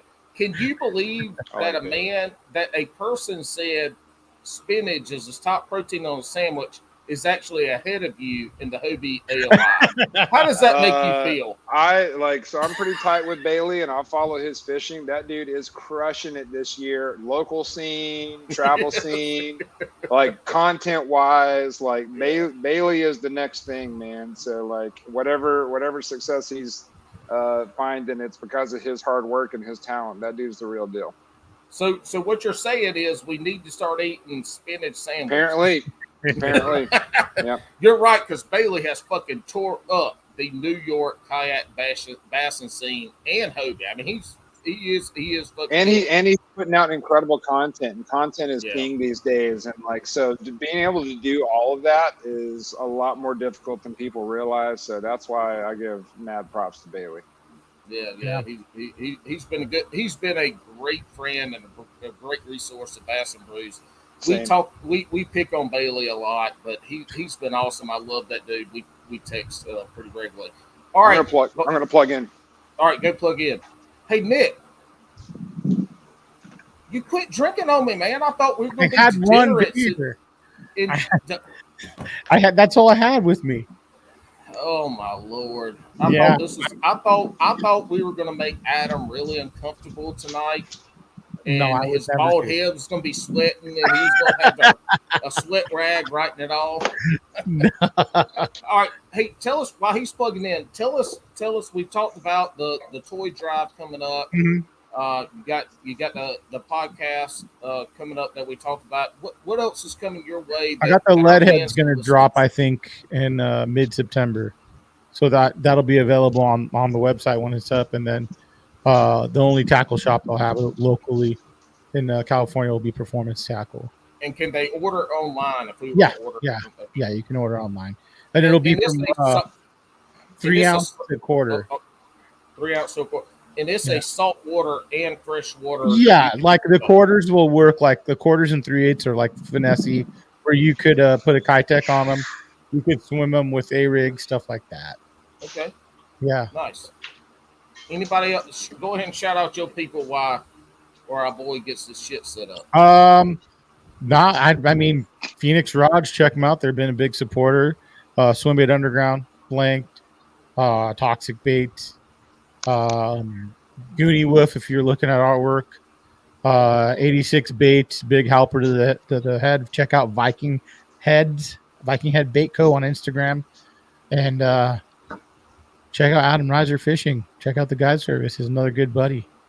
It's cool to see a lot of old friends, kind of doing good in the fishing game. So really cool. And to that, that's how small this fishing world is. Yeah. A year ago now, I had just come on this podcast as a guest co-host. I had been fishing for 6 months, 7 months. And in that time period, now I'm sitting, and I don't say this jokingly either. I'm sitting across Nick for the second time, who I consider, in the fishing world, podcast royalty. And Adam, somebody that I've been following since I started with the kayak fishing stuff. This community is very small, and being able to reach out to people and folks being like, hell yeah, let's do it. Man, that is super. It's so cool. It is so cool. And I can't thank y'all and everybody else enough for that shit, because this is awesome. It really is. I mean, a year ago now, if you told me I would have talked to the people I talked to, be sitting across y'all two right now, I thought, you're a fucking lost your damn mind. You're an asshole. All right, Adam, you plugged in. Shout out any sponsors, any friends, any fishing buddies, your tour, your guide service. Shout out to people you want to shout out. Sure. For any guide service considerations, like at first I was just guiding around the Nashville area, but now it's like I'm running down to Atlanta. I'm going anywhere on the Tennessee River. So, with anywhere 5-hour radius in Nashville, it seems like I'm down to get in on that. So if anyone's interested in that, all you got to do is just shoot me a message, an email, whatever way that you can contact me. Usually Instagram's the most common way. We'll get you set up with the trip. I should have plenty of availability. Sponsor wise, again, like I mentioned earlier, Dakota Lithium, I think I've seen them step up for myself and our community in big ways, and their batteries are legit. I just spent the last few days on Del Hollow and didn't even charge my 18 amp hour battery once after a few days of fishing there, and it full blast on the graph, and it worked just fine. So I got Bait and Tackle in Marietta, Georgia, just outside of Atlanta. If you're trying to get rigged up, if you want to put the latest and greatest on the kayak, that they are arguably the best at that right now, and that's worth considering checking out. They were just buying the kayak outright. Yak Attack, I've been with them probably longer than anyone else. Any accessory that you could use on the kayak, especially the new black box, that's a long overdue, and they finally got it out in 3 different sizes. That thing's pretty incredible. It's the real deal, and you're not going to need anything else for many years because of that. Let's see what else we got. Benny Branch's paddles. Been with them for a while. They make legit paddles. I've tried to break them and I can't. Let's see. Who am I forgetting in the mix? Bass Brains, our buddy Mark. that's an easy one. If you guys want glide baits or weight baits or some other stuff that's coming up here soon, definitely check out Bass Brains on Instagram. I cannot express how much thought and consideration he puts into his baits. When that guy obsesses over something, he then becomes the best creator of whatever it is he's obsessed with. And fortunately for us, it happens to be swim bait. So Bass Brains is a good one to go with. Let's see. I'll leave it at those right there. I'm probably forgetting someone or something, but those are the ones in the forefront of my mind. And just all the people that put in the time. Like, I'm talking to 2 podcast hosts here that don't realize that when this podcast is done or before it's begun, there's a lot of work that goes into it. The editing, the tinkering, the buying of all the equipment. And even when you do it all right, it doesn't always go right. So you guys giving us the voice, especially the long form format, which is my preferred way to do it. Like, I think that's just super important for our community and our fishing world. And you like Paul, you were talking about, it's cool that I get to talk to these guys. Look, it is not any big deal at all for me to talk about fishing or the ins and outs of that. It's what I'll probably be doing, not on a podcast anyway. So I'm happy to be in the mix anytime, and grateful that you'd even consider me as a guest. So appreciate all those that are putting out the content and then letting us have a platform to talk about what we're into. Thanks, man.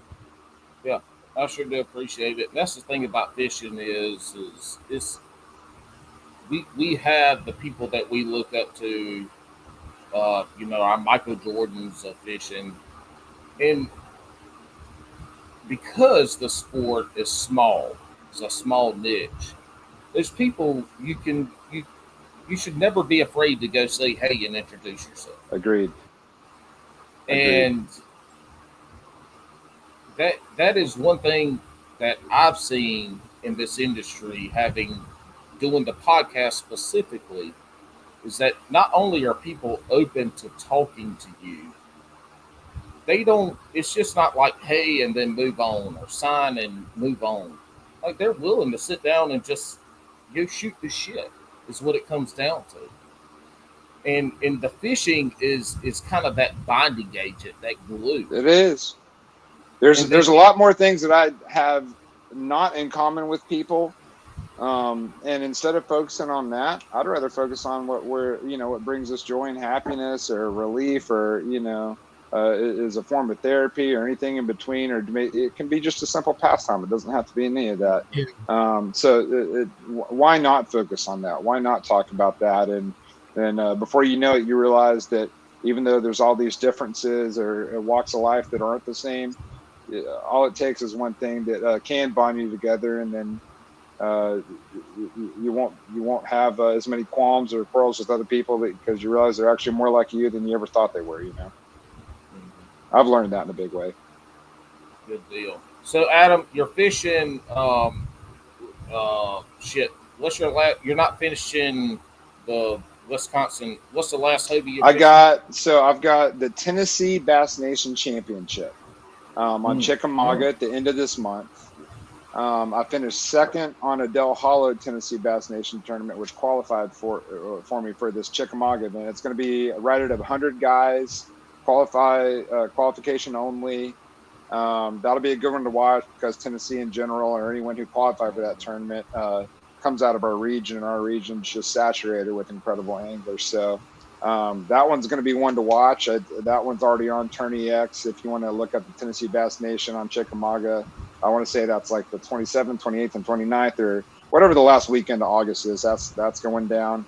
And then I've got Hobie, Lake Dardanelle in Russellville, Arkansas. That's it. Dardanelle will be the next one. Originally, I wasn't going to get in the mix with that one, but I had a strong enough start to where I can kind of go for the win at Dardanelle and not point chase. And I've been there 2 times before, so I've already got some familiarity with it. So I'll be looking forward to getting back to that one. And then after that, November TOC at Lake, the Hobie TOC down at Lake Caddo in Louisiana, Shreveport down there. And I've got lots of history on that place too. And anyone that's ever been there knows that that's an incredible place just about any time you go. So I don't have a whole lot going on as far as tournaments goes. This is definitely like the leanest tournament schedule I've had in the last several years. 2022 is. But even though I've only been in a handful, it's been going pretty good. And like you said I was in 8th in Hobie points right now. I ain't looked in a little bit since they updated them, so that sounds about right. But you said 8th? Yep. You're behind the guy that thinks spinach is a sandwich protein. That's right. So, that means I'm in a good place to make a run for some AOI considerations and just make a good push here at the end. So I'm excited, You get to be in the TOC that gives you the chance to be a grand champion, and that's a big accomplishment. So thank you for coming on, Adam. I really appreciate it, man. From the day we met and we kept in touch and talked, it's been awesome. I pinged you for some swim bait help. Excuse me, because I wanted to get into that. I thank you so much, Nick, dude. From coming on as a guest, which was awesome, to then giving me your cell phone number so I can relive all of your podcasts to you, because I love doing that shit with other podcasters. Love fun, man. I really like texting other podcasters about their podcast and like Brian the Carpenter from Ike Live and shit like that. I just love texting because the stories that podcasters are able to get out of their guests, it draws us in, and it makes us feel like it connects us. So all the work you're doing, man, I love it. I appreciate it. Thank you for coming on and guest co-hosting. Of course, I love what you guys are doing. Like I said, I like original things, and you guys have something original, and I want to support as much as I can. Well, I mean, when your goal is to be shitty, you can be Bass and Brews, because the expectations are so low they don't exist. No, not at all. So I can't wait. A highlight of my fishing career will be when I'm on casting crank sometime in the next 2 months to 3 years. Oh, it'll come very soon. See, y'all see what I'm doing right here. I'm making him feel a little uncomfortable, making sure that he knows that he's invite my ass on. No, we're gonna have you guys soon. Yeah, we're gonna do it. All right, y'all. Bass and Brews, thank you for hanging out with us. Thanks for listening. This was an awesome time. Follow these guys on the social media.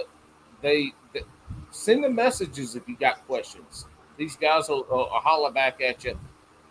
We're going to step on out. Y'all make sure you check out Hobie Worlds, Team America.